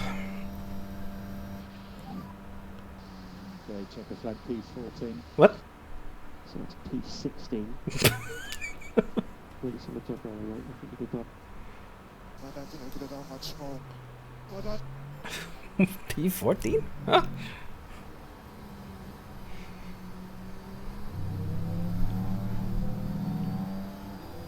I like how Sargent is still minus 0.3. The only reason he's finishing is because he's a lap behind, or 2, or how many there was.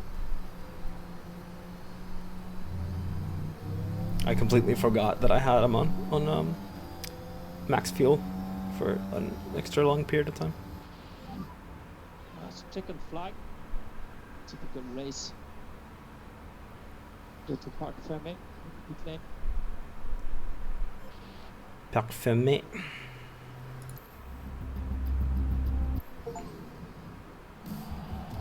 Dear oh dear, what a disaster of a drive for Logan Sargent. You know, I don't think many would have expected to see them finishing outside the top 10. They'll be aiming much higher than that, I assure you. Out and onto the podium steps Charles Leclerc, the driver from Monaco. Oh, you actually see the podium now, even if you don't finish on it. Interesting. Their first win of the season, and the team looking on will be very proud, I'm sure. And we've certainly kicked things off in style here at the Bahrain Grand Prix.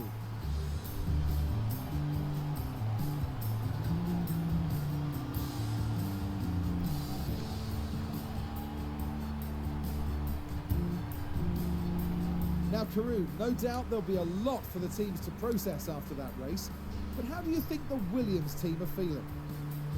It's not been the greatest weekend. Both drivers need to step up and show what they can do, and the team have to be there to support them. And that is about that for this weekend's action here in Bahrain. They should add an Easter egg where someone destroys the trophy. Ouch. It should have to be in Hungary or somewhere. Where else do they have like fragile trophies? Isn't there somewhere where it's made of glass?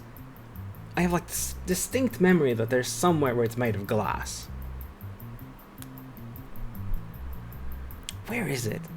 I'm sure of it. Yeah, it's like a spire out of glass. Is it Austria?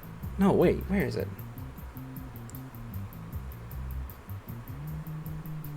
Well, nevertheless, there's one place where it has a glass trophy.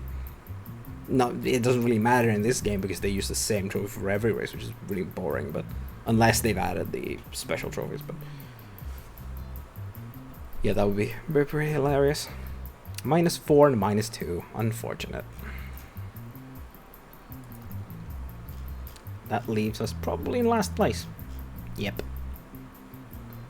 A disaster race. The absolute disaster with both of the drivers making stupid mistakes.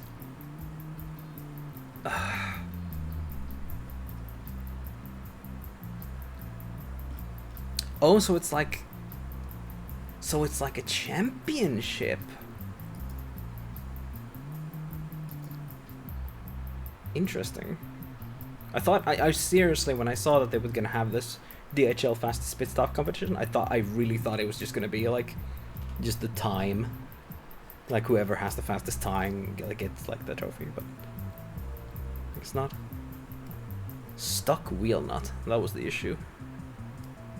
Okay, so it's like, yeah, only the fastest pit stop counts, and it's the 10 fastest pit stops.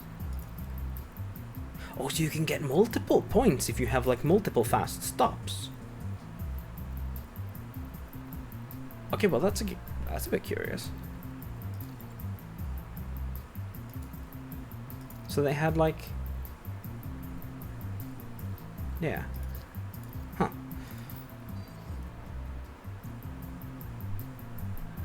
Do we get like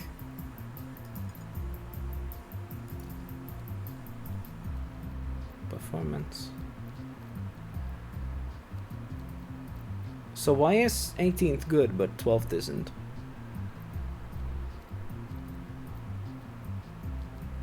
I have no idea what this is trying to tell me.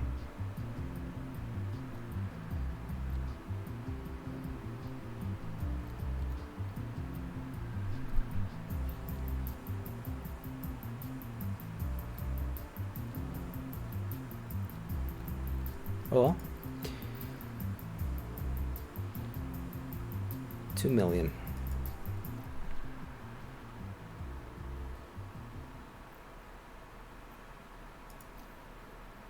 ATR starts, car inspection results.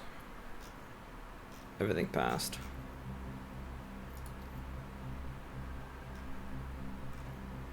Oh, and F2 and F3 had the race. Yeah, this is new because you can actually like see the results of the F2 and the F3 races. Drew Valadu and Iwasa Hauger. Martin Smalling. This is about like this is about correct.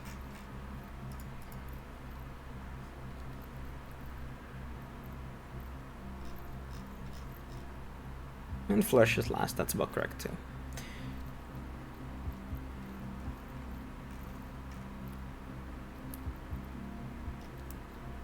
Bortoleto, Gabriel Mini, Goethe, Marty fifth.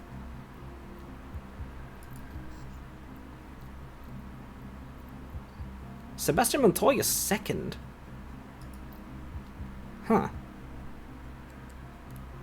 I wonder if Montoya has a high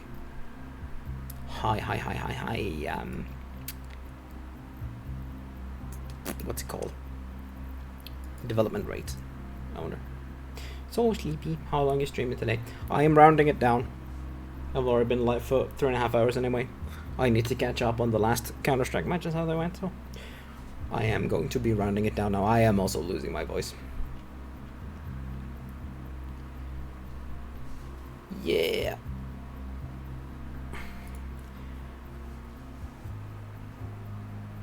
I could raid Alias, yeah. That would be pretty cool. Can you start raids, Violet? Or does it have to be me? Because if it's me, then I need to know what is it channel just Alias bot? Alright. Is it just Alias bot? Or what is it?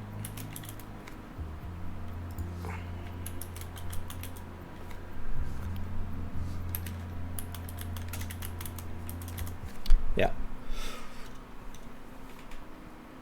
Well, thanks everyone. Thanks to everyone who has been watching this Streamapalooza thing that I've been doing. It's been fun. This is the official end of the 2 weeks of racing. So thanks to everyone who's been coming. I'm probably gonna be taking a break from streaming now. not for 1.5 years like I did last time. But I'm gonna take a little bit of a break, and then I'm gonna come up with something new.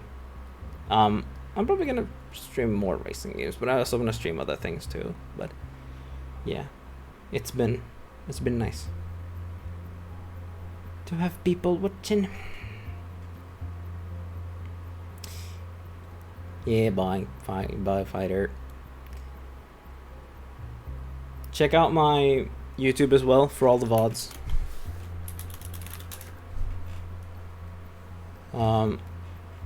I've uploaded all the VODs for the whole thing here, since they will just disappear in a few days. So the VODs are there. Alright. Well, thanks everyone. See you guys later.